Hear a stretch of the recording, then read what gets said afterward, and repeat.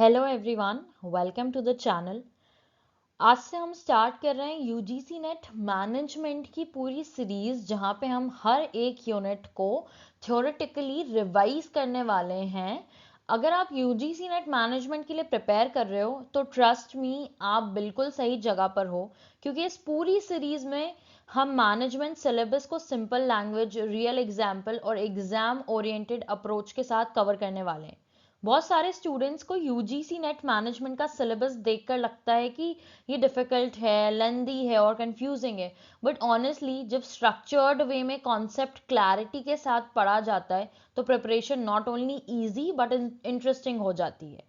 और इसीलिए इस सीरीज का मेन गोल है मैनेजमेंट को मग नहीं करना, मैनेजमेंट को समझना। ठीक है, इस सीरीज में हम यूजीसी नेट मैनेजमेंट के टोटल 10 यूनिट को स्टेप बाय स्टेप कवर करेंगे। हर टॉपिक का कंसेप्चुअल क्लैरिटी के साथ एक्सप्लेन करना यहाँ पे मेरा काम है, बस आप मन लगाकर पढ़ाई करिएगा। हम साथ ही ऐसे टॉपिक्स को देखेंगे जो पीवाईक्यू में बहुत बार रिपीट किए गए हैं। हम सारी थ्योरीज, उनके प्रोपोनेंट्स, ये सारी चीज़ें स्मॉल ट्रिक्स और टिप्स से याद करने की कोशिश करेंगे। I have made various flow chart and mind maps, जिससे आपकी ये पूरी प्रिपरेशन जो है वो बहुत ही ज़्यादा आसान हो जाए। ठीक है, आज हम स्टार्ट कर रहे हैं यूनिट 1, जिसका नाम है management concepts, approaches, process and significance. ये यूनिट पूरी सब्जेक्ट की फाउंडेशन है। अगर आपको यहाँ क्लैरिटी मिल गई तो आगे के लीडरशिप, मोटिवेशन, एचआरएम, ओबी और बिजनेस एनवायरनमेंट जैसे यूनिट ऑटोमेटिकली आपको इजी लगने लगेंगे। मेरे साथ इस सीरीज में आप थ्योरी को सिर्फ पढ़ोगे नहीं, बल्कि अंडरस्टैंड करोगे, रिलेट करोगे और फील करोगे। और जब कंसेप्ट्स क्रिस्टल क्लियर हो जाते हैं, तब एग्जाम हो या क्लासरूम टीचिंग, दोनों में कॉन्फिडेंस ऑटोमेटिक आ जाता है। ठीक है, तो अगर आप यूजीसी नेट मैनेजमेंट को सीरियस लेवल पर क्रैक करना चाहते हो तो इस सीरीज को एंड तक फॉलो करना। हर video short, to the point और एग्जाम फोकस होगा, ताकि आपका टाइम बचे और लर्निंग इफेक्टिव हो। चलिए फिर बिना टाइम वेस्ट किए स्टार्ट करते हैं यूनिट 1 और समझते हैं मैनेजमेंट एक्चुअली होता क्या है।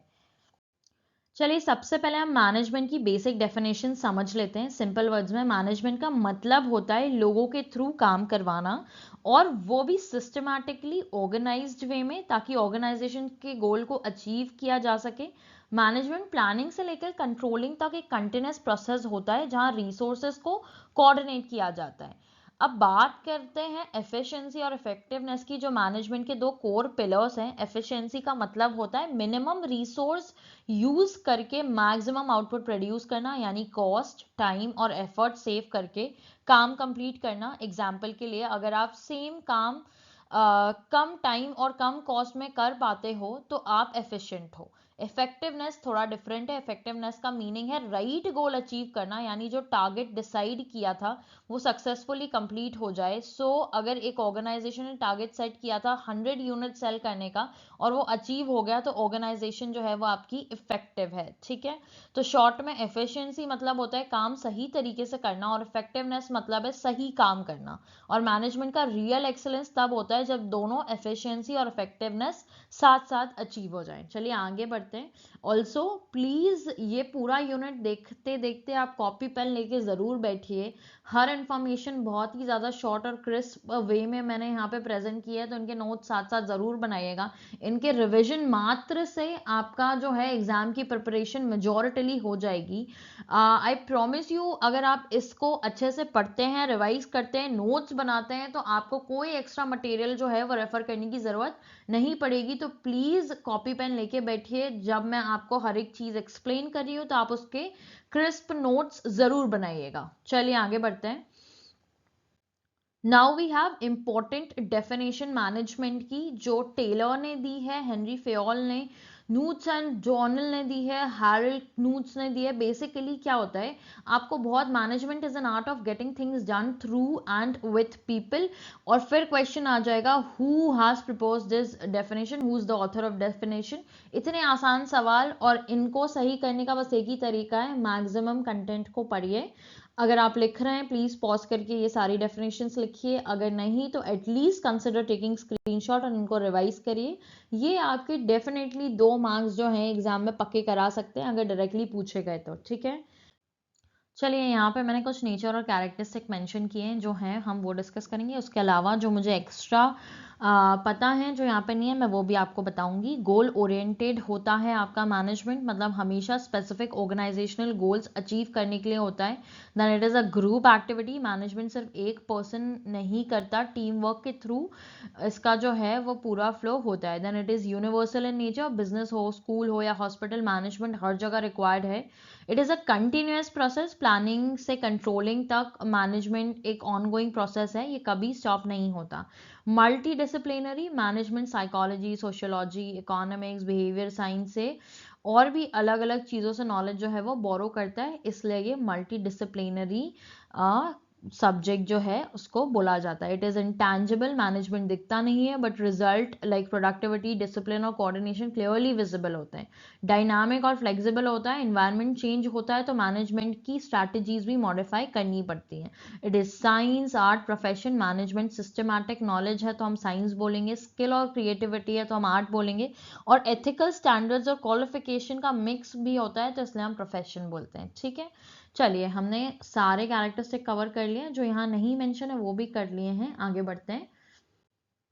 Now we have management process. तो मैनेजमेंट प्रोसेस बेसिकली एक रिलेटेड मैनेजरियल फंक्शन की सीरीज होती है, जिसको हम स्टार्ट करते हैं प्लानिंग में, जहाँ पे हम गोल सेट करते हैं, अपने गोल को डिफाइन करते हैं, स्ट्रैटेजीज बनाते हैं, ब्लूप्रिंट बनाते हैं कि हम करने क्या वाले हैं। अगला स्टेप होता है आपका ऑर्गेनाइजिंग, जहाँ पे आप सारे रिसोर्सेज को जो है अपने पास एक्यूमुलेट करते हैं, रोल को असाइन करते हैं। ठीक है, फिर है स्टाफिंग। अब आपने जो भी चीज़ सोची है और उसके लिए रिसोर्सेज ऑर्गेनाइज किए हैं, इन सारी चीज़ों को काम कराने के लिए या फॉर्म में लाने के लिए स्टाफ की ज़रूरत है। यहाँ पे आप रिक्रूटमेंट करेंगे, हायर करेंगे, लोगों को ट्रेन और डेवलप करेंगे आपका काम जो है, ऑब्जेक्टिव जो है उसको अचीव करने के लिए।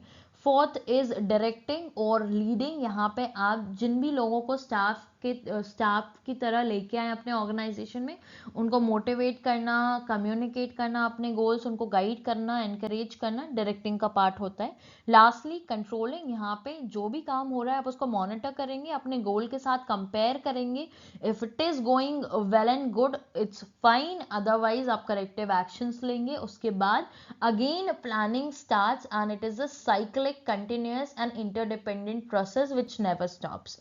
आई होप आपको ये क्लियर होगा। आगे बढ़ते हैं। अब next we have management theories and classification. Management में कई थ्योरीज हैं और उनके कई सारे प्रोपोनेंट्स हैं। इसका मैंने एक फ्लो चार्ट यहाँ पे बनाया हुआ है, आप बिल्कुल इसका स्क्रीनशॉट लीजिए। This will help you to remember various kind of theories. या इन सबको हम आगे चल के अच्छे से डिस्कस करेंगे, लेकिन यहाँ पे मैंने एक पूरे फ्लो चार्ट के मीडियम से आपको सारी पॉसिबल थ्योरीज जो आपकी एग्जामिनेशन में पूछी जाती हैं उनको समझाने की यहाँ पे कोशिश कर रही हूँ मैं इस फ्लो चार्ट से। अगर आप लिख रहे हैं तो प्लीज इसका एक रफ स्केच बनाइएगा अपने नोटबुक में, याद करने के लिए बहुत ही ज्यादा आसानी होगी। Otherwise you can also take a screenshot. चलिए आगे बढ़ते हैं और इन थ्योरीज को डिस्कस करते हैं। चलिए अब हम बात करते हैं मैनेजमेंट की क्लासिकल अप्रोच की। क्लासिकल अप्रोच बेसिकली मैनेजमेंट का सबसे पुराना और फाउंडेशनल पर्सपेक्टिव था, जहां फोकस मेनली स्ट्रक्चर, डिसिप्लिन और प्रोडक्टिविटी पर था। यह अप्रोच अर्ली 1900s में इंडस्ट्रियल रिवॉल्यूशन के टाइम डेवलप हुई थी, जब लार्ज फैक्ट्रीज, मास प्रोडक्शन और लेबर मैनेजमेंट एक मेजर चैलेंज बन चुका था। इस अप्रोच का मेन अजम्पशन ये था कि एम्प्लॉयज़ को प्रॉपर रूल्स, सुपरविजन और स्टैंडर्डाइज्ड काम प्रोवाइड किया जाए तो एफिशिएंसी बहुत इंप्रूव हो सकती है। क्लासिकल अप्रोच के अंदर तीन मेजर थ्योरीज इंक्लूड होती हैं: साइंटिफिक मैनेजमेंट, एडमिनिस्ट्रेटिव मैनेजमेंट और ब्यूरोक्रेटिक मैनेजमेंट।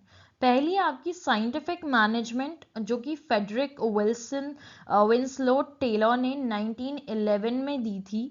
सबसे पहले बात करते हैं साइंटिफिक मैनेजमेंट की, जिसको डेवलप किया था F.W. टेलर ने। टेलर का मेन बिलीफ था कि काम ट्रायल एंड एरर मेथड से नहीं बल्कि साइंटिफिक मेथड से प्लान और परफॉर्म होना चाहिए। उन्होंने प्रोडक्टिविटी इंप्रूव करने के लिए टेक्निक्स इंट्रोड्यूस की, जैसे time and motion study, standardization of work, differential piece wage rate system और राइट पर्सन को राइट जॉब देना। उनका गोल था एफिशिएंसी को मैक्सिमम लेवल तक इंक्रीज करना, वेस्ट को एलिमिनेट करना और ऑर्गेनाइजेशन को मोर सिस्टमैटिक बनाना। टेलर के according there is one best way to do every job and that should be identified scientifically. ठीक है, और चलिए अब हम अगले ही देख लेते हैं एडमिनिस्ट्रेटिव मैनेजमेंट, हेनरी फेयोल की सेकेंड थ्योरी है एडमिनिस्ट्रेटिव मैनेजमेंट, जिसको डेवलप किया था हेनरी फेयोल ने। टेलर वर्कर्स और शॉप फ्लोर लेवल पर फोकस करते थे, जबकि फेयोल ने मैनेजमेंट को टॉप मैनेजमेंट लेवल से एक्सप्लेन किया। उन्होंने ऑर्गेनाइजेशन को इफेक्टिवली मैनेज करने के लिए 14 प्रिंसिपल्स ऑफ मैनेजमेंट दिए, जैसे division of work, discipline, unity of command, unity of direction, scalar chain etcetera.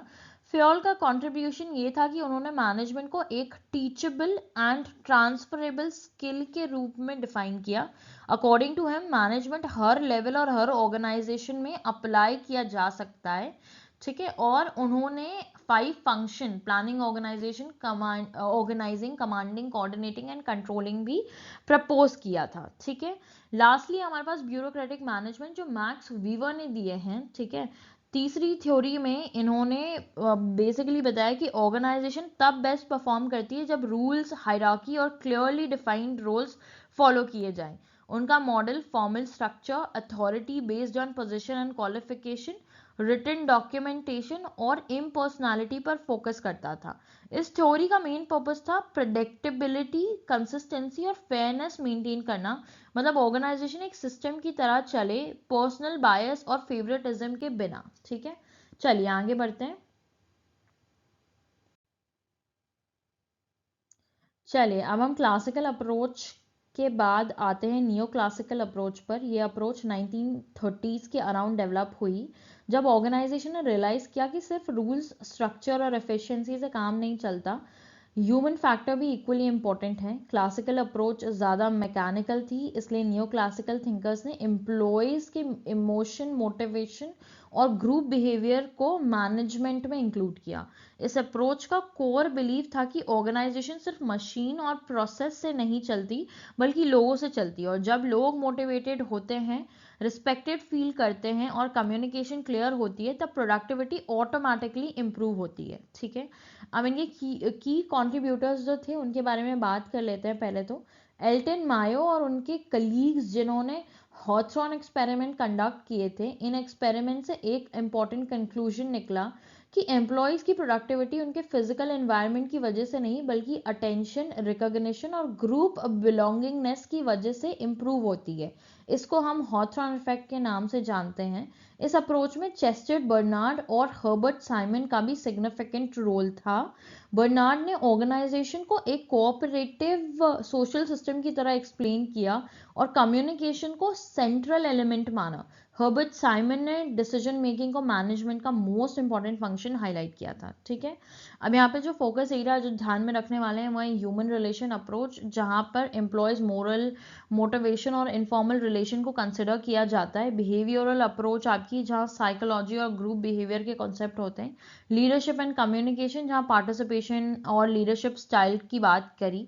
इन सब का अल्टीमेट पर्पस था वर्क एनवायरनमेंट को ह्यूमन फ्रेंडली बनाना, ताकि एम्प्लॉयज विलिंगली अपना बेस्ट परफॉर्मेंस जो है वो दे पाए, ठीक है। साथ ही में एल्टन मायो के अलावा अब्राहम मैस्लो ने भी नीड हायरार्की थ्योरी दी, जो ह्यूमन रिलेशन अप्रोच को ही हाईलाइट करता है। इसके विद इन ही फॉल हो रहा है डगलस मैकग्रेगर की थ्योरी एक्स और वाई। चेस्टर्ड बर्नार्ड के बारे में अभी मैंने आपको बताया। एंटल मायो के आगे उन्होंने जो भी एक्सप्लेनेशंस दिए उनको आगे फर्दर जो है कैरी फॉरवर्ड चेस्टर्ड बर्नार्ड ने भी किया था, ठीक है। चलिए आगे बढ़ते हैं। Now we have modern approaches. तो मॉडर्न अप्रोच में अब हम ये देखेंगे कि मैनेजमेंट थिंकिंग का मोर एडवांस और रियलिस्टिक पर्सपेक्टिव जो है मॉडर्न अप्रोच में सामने आता है। जैसे जैसे बिजनेस एनवायरनमेंट कॉम्प्लेक्स होता है, कंपटीशन, टेक्नोलॉजी, ग्लोबलाइजेशन और डायनामिक पॉलिसीज इंक्रीज होती हैं, ऑर्गेनाइजेशन को फ्लेक्सिबल और एनालिटिकल मैनेजमेंट फ्रेमवर्क की जरूरत पड़ी। इसी नीड को एड्रेस करने के लिए मॉडर्न अप्रोचेस जो हैं वो डेवलप हुई, ठीक है। अब modern approaches basically 3 major perspective को इंक्लूड करती हैं। पहला है आपका सिस्टम अप्रोच, दूसरा है कंटिजेंसी अप्रोच और तीसरा है क्वांटिटेटिव मैनेजमेंट साइंस अप्रोच, ठीक है। अब बेसिकली पहला जो है आपका सिस्टम अप्रोच, इस अप्रोच के अकॉर्डिंग ऑर्गेनाइजेशन एक ओपन सिस्टम होती है, जहां डिफरेंट डिपार्टमेंट्स जैसे production, finance, HR etcetera independent नहीं होते, बल्कि इंटरकनेक्टेड होते हैं। एक डिपार्टमेंट के डिसीजन का इफेक्ट दूसरे डिपार्टमेंट पर डायरेक्टली पड़ता है, ठीक है। इस अप्रोच का एक की पर्पस है हॉलिस्टिक थिंकिंग, यानी ऑर्गेनाइजेशन को एक पूरी एंटिटी की तरह समझना, ना कि इंडिविजुअल पार्ट्स की तरह, ठीक है। और यहाँ पे एक उन्होंने ऑर्गेनाइजेशन को एक ओपन सिस्टम बोला है, जिसके विदिन आप एक प्रोसेस फॉलो करेंगे, इनपुट प्रोसेस आउटपुट फीडबैक का, जिसमें आप जो भी इनपुट डाल रहे हैं प्रोसेस होने के बाद उसका जो भी आउटपुट निकल रहा है उसका फीडबैक लेंगे आप, और फिर ये साइकिल जो है वो कंटिन्यू होगी, जहाँ पे आप ऑर्गेनाइजेशन को एज अ होल ट्रीट कर रहे हैं, सारे डिपार्टमेंट्स को साथ में लेके चल रहे हैं to get a work done, ठीक है। फिर हमारे पास कंटिजेंसी अप्रोच, जो majorly Burns, Stalker, Woodward, Lawrence और लॉर्च, ये सारे लोग जो हैं वो इस अप्रोच से रिलेटेड है, ठीक है। अब बेसिकली इस अप्रोच के अकॉर्डिंग आपको बताना, ये सारे लोग जो हैं इन्होंने अपना कंट्रीब्यूशन देते हुए बेसिकली इस अप्रोच में बताया है कि कोई वन बेस्ट वे नहीं होता है मैनेजमेंट को करने के लिए। मैनेजमेंट प्रैक्टिसेस सिचुएशन के अकॉर्डिंग चेंज होनी चाहिए। फॉर एग्जाम्पल, चाहे लीडरशिप स्टाइल हो, कम्युनिकेशन मेथड हो या ऑर्गेनाइजेशन स्ट्रक्चर हो, सब सिचुएशन, एनवायरनमेंट और वर्कफोर्स के नेचर के बेसिस पर डिसाइड किया जाता है। इस अप्रोच का मैसेज सिंपल था, मैनेजमेंट इज सिचुएशनल। यहाँ पे कंटिजेंसी अप्रोच का मतलब ये है कि नथिंग इज फिक्स, सब चेंज होता रहता है, तो मैनेजमेंट भी टाइम टू टाइम जो है वो चेंज करना पड़ेगा, इट इज नॉट फिक्स्ड, ठीक है। और वो बेसिकली ये कहना चाहते थे कि एक कोई पर्टिकुलर तरीका नहीं होता मैनेजमेंट करने के लिए, you have to keep on fluctuating as पर द सिचुएशन। फिर आपका क्वांटिटेटिव मैनेजमेंट साइंस अप्रोच, ये अप्रोच डिसीजन मेकिंग को मैथमेटिकल मॉडल्स, स्टैटिस्टिक्स और साइंटिफिक टूल्स से सपोर्ट करती है। इसमें linear programming, forecasting models, inventory control techniques और क्यूइंग मॉडल्स जैसे एनालिटिकल टूल्स यूज किए जाते हैं। इसका main focus logical decision making, precision और एक्यूरेसी पर होता है, ठीक है। चलिए अब हम आगे बढ़ते हैं। चलिए अब हम बात करते हैं मैनेजमेंट रोल्स जो हेनरी मिंचबर्ग ने दिए हैं, ठीक है। बेसिकली उन्होंने मैनेजरियल एक्टिविटीज़ को 3 मेजर कैटेगरी और टोटल 10 रोल में डिवाइड किया है। पहला है आपका इंटरपर्सनल रोल।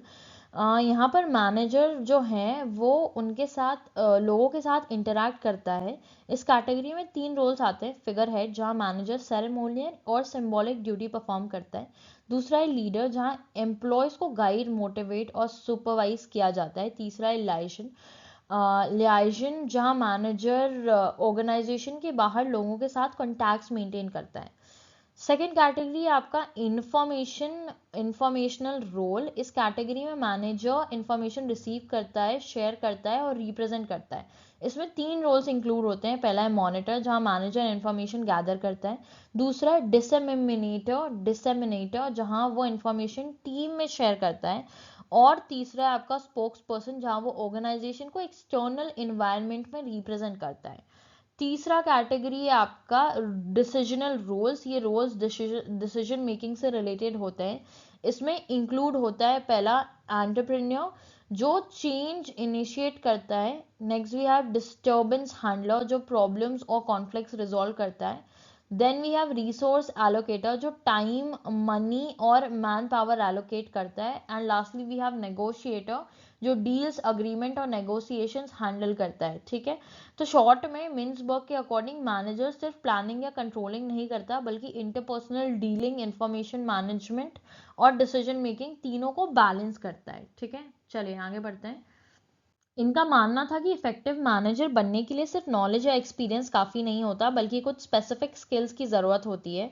और उन्होंने मैनेजमेंट स्किल्स को 3 मेजर कैटेगरी में डिवाइड किया था: टेक्निकल स्किल, ह्यूमन और इंटरपर्सनल स्किल और कंसेप्चुअल स्किल। तो टेक्निकल स्किल सबसे पहले आते हैं। टेक्निकल स्किल ये वो स्किल होती है जो किसी स्पेसिफिक जॉब या फील्ड से रिलेटेड होती है, जैसे टूल्स, टेक्निक्स, प्रोसीजर या स्पेशलाइज्ड नॉलेज, है ना।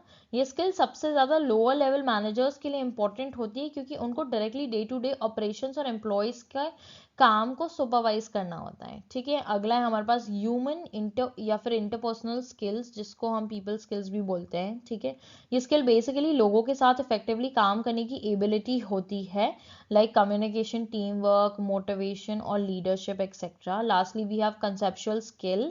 इस स्किल में मैनेजर ऑर्गेनाइजेशन को एक सिस्टम की तरह देख पाता है, जहां डिफरेंट डिपार्टमेंट्स कैसे इंटरकनेक्टेड हैं, एक्सटर्नल एनवायरनमेंट का क्या इफेक्ट है और लॉन्ग टर्म स्ट्रैटेजी का डायरेक्शन क्या होना चाहिए। ये स्किल टॉप लेवल मैनेजर्स के लिए सबसे इंपॉर्टेंट होती है, क्योंकि उन्होंने पॉलिसीज, स्ट्रैटेजीज और फ्यूचर प्लानिंग डिसाइड करनी होती है। ओके, चलिए अप नेक्स्ट वी हैव, तो बेसिकली हम मेजरली 5 फंक्शंस ऑफ मैनेजमेंट जो है वो पढ़ते हुए आ रहे हैं। पहला होता है आपका प्लानिंग। प्लानिंग में हम ये डिसाइड करते हैं कि what we are suppose to do, how will do it, when will do it and by whom the task is going to be done. ठीक है, अब इसके लिए आप बहुत सारे स्ट्रैटेजीज फॉलो करते हैं, जैसे कि टैक्टिकल, ऑपरेशनल, कंटिजेंसी और काफ़ी tools to plan your things. वो सारी चीज़ें हम आगे डिस्कस करेंगे।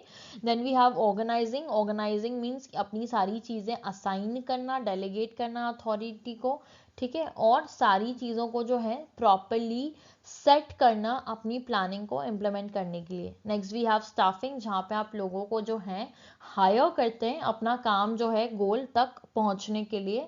उसके लिए एक पूरा स्टाफिंग का प्रोसेस होता है, जहाँ पे आप recruitment, selection, training, development, performance appraisal, compensation, ये सारी चीज़ों को फॉलो अप करते हैं। देन वी हैव डायरेक्टिंग या लीडिंग।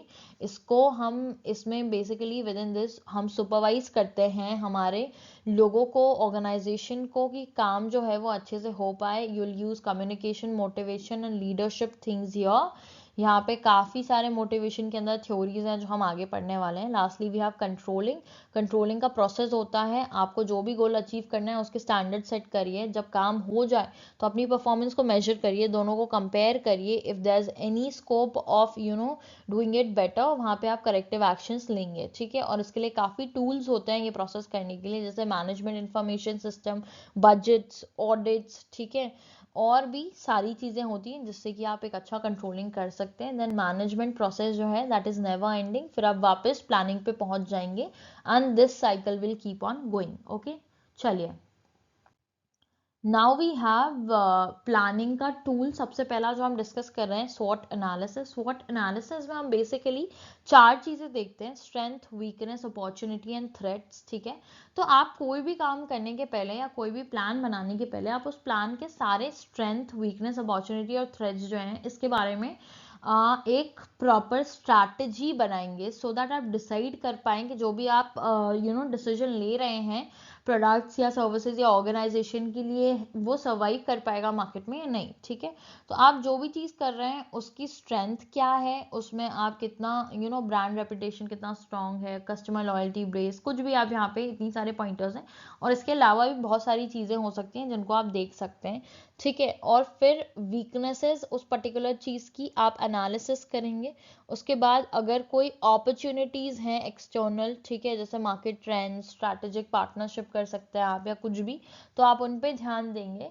एंड थ्रेट्स मतलब कि किन चीज़ों की वजह से आप ये जो प्लानिंग कर रहे हैं उसमें प्रॉब्लम आ सकती है। ठीक है, जैसे कि कंपटीशन बहुत ज़्यादा हो, सप्लाई चेन डिस्ट्रप्शन हो, इकोनॉमिक डाउन टर्न्स हो, एक्सेट्रा। तो ये सारी चीज़ें एनालिसिस करने के बाद प्लानिंग जो है वो आप प्रॉपरली तरीके से कर पाते हैं और एक अच्छा डिसीजन ले पाते हैं। ठीक है, चलिए अगर आप नहीं भी लिख रहे हैं तो स्क्रीनशॉट लीजिए, ये नोट्स पढ़ के आपकी प्रिपरेशन जो है वो बहुत ही ज़्यादा स्ट्रांग हो जाएगी। इनको मल्टीपल टाइम्स रिवाइज करने से आपके मेजॉरिटी ऑफ द डाउट्स ऐसे ही क्लियर हो जाएंगे। ठीक है, अब हम डिस्कस करते हैं मैनेजमेंट बाय ऑब्जेक्टिव, जिसे शॉर्ट में एमबीओ कहा जाता है। इसका कॉन्सेप्ट डेवलप किया था पीटर डकर ने, और ये अप्रोच ऑर्गेनाइजेशन में गोल सेटिंग को स्ट्रक्चर्ड और मेजरेबल बनाने पर फोकस करती है।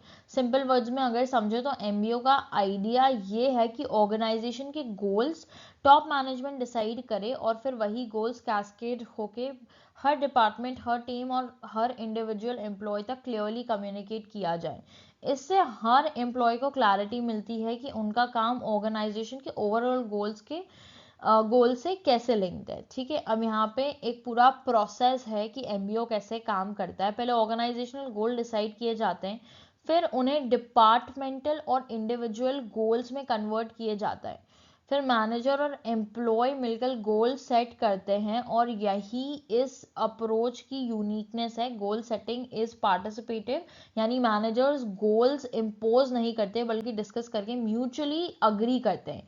गोल्स हमेशा स्मार्ट होने चाहिए, यानी स्पेसिफिक, मेजरेबल, अचीवेबल, ठीक है, रियलिस्टिक और टाइम बाउंड। जब गोल्स क्लियरली सेट हो जाते हैं तो परफॉर्मेंस रेगुलरली रिव्यू होता है, फीडबैक दिया जाता है और एंड में रिजल्ट कंपेयर करके इवैल्यूएशन किया जाता है। ठीक है, तो इसमें आपके सारे एमबीओ के स्टेप्स जो हैं ये कवर हो गए, ठीक है। अब इनके बेनिफिट क्या हैं बेसिकली, एमबीओ का मेजर एडवांटेज ये होता है कि एम्प्लॉयज़ फील करते हैं कि उनकी पार्टिसिपेशन मैटर करती है। इससे मोटिवेशन, अकाउंटेबिलिटी और क्लैरिटी इंक्रीज होती है, क्योंकि हर रोल मेजरेबल टारगेट्स के साथ असाइन होता है। Performance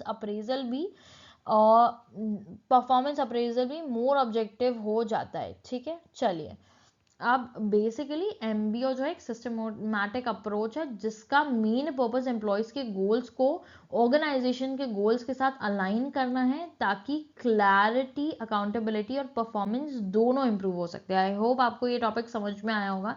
it's a very important topic. इससे आप क्वेश्चन ज़रूर एक्सेप्ट कर सकते हैं, एक्सपेक्ट कर सकते हैं एग्जाम में, ठीक है। तो प्लीज़ इसको याद रखिएगा।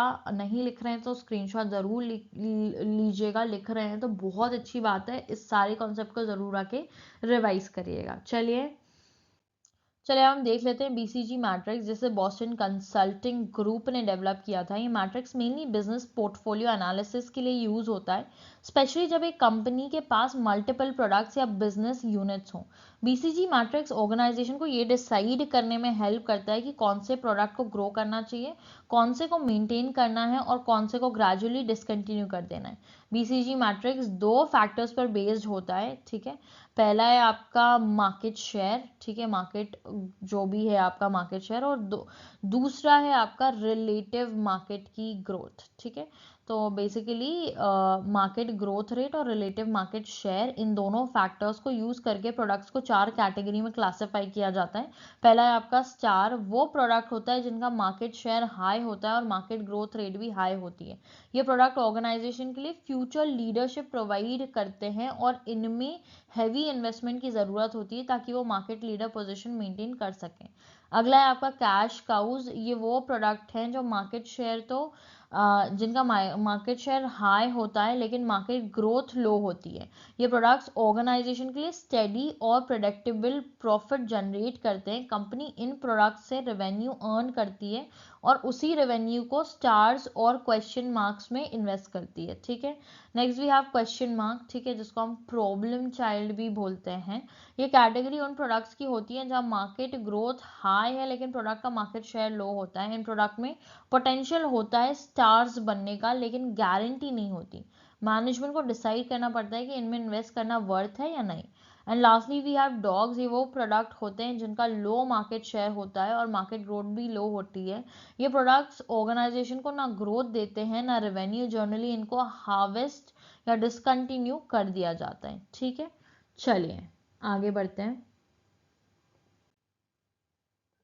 अब देख लेते हैं कम्युनिकेशन। कम्युनिकेशन बेसिकली एक ऐसा प्रोसेस होता है जिसमें आप इंफॉर्मेशन, आइडियाज, इमोशन, फीडबैक, इन सारी चीज़ों को शेयर करते हैं, ठीक है, ऑर्गेनाइजेशनल की अंडरस्टैंडिंग रखने के लिए, ठीक है। Basically to communicate the goals, ideas, emotion etcetera, share the information about all these thing and the entire process is known as communication.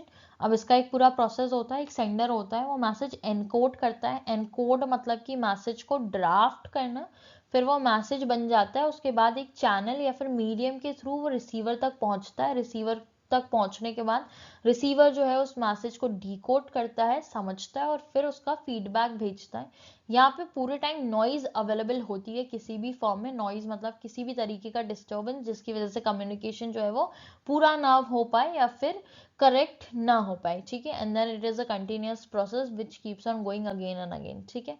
अब कम्युनिकेशन के टाइप्स बहुत सारे होते हैं। पहला है फ्लो के बेसिस पे, मतलब कम्युनिकेशन जो है वो अपवर्ड्स है, मतलब कि बॉटम मैनेजमेंट से ऊपर की तरफ जा रही है तो उसको हम अपवर्ड कम्युनिकेशन बोलेंगे। डाउनवर्ड उसका उल्टा हो जाएगा, हॉरिजॉन्टल, जब हम सेम लेवल पे एक टीम जो है दूसरी टीम से बात कर रही है, ठीक है। और फिर डायगोनल, मतलब कि ऊपर वाली टीम से लोअर टीम बात करिए, लोअर टीम से मिडिल टीम बात करिए, तो उसको हम डायगोनल फ्लो ऑफ कम्युनिकेशन बोल देंगे। फॉर्मेलिटी के हिसाब से फॉर्मल कम्युनिकेशन होती है जहाँ पे आप प्रोफेशनली बात करते हैं, कम्युनिकेट करते हैं। और दूसरा आपका इनफॉर्मल, जहाँ पे आपके चैटिंग, गॉसिप, ग्रुप्स, ये सारी तरीके से जो है ऑर्गेनाइजेशन के अंदर कम्युनिकेशन होता है, ठीक है। And on the basis of mode, oral communication हो सकता है, रिटन हो सकता है, नॉन वर्बल हो सकता है, डिजिटल हो सकता है। Basically any manner in which you be able to give message to another person or any being is defined under the mode that you can do through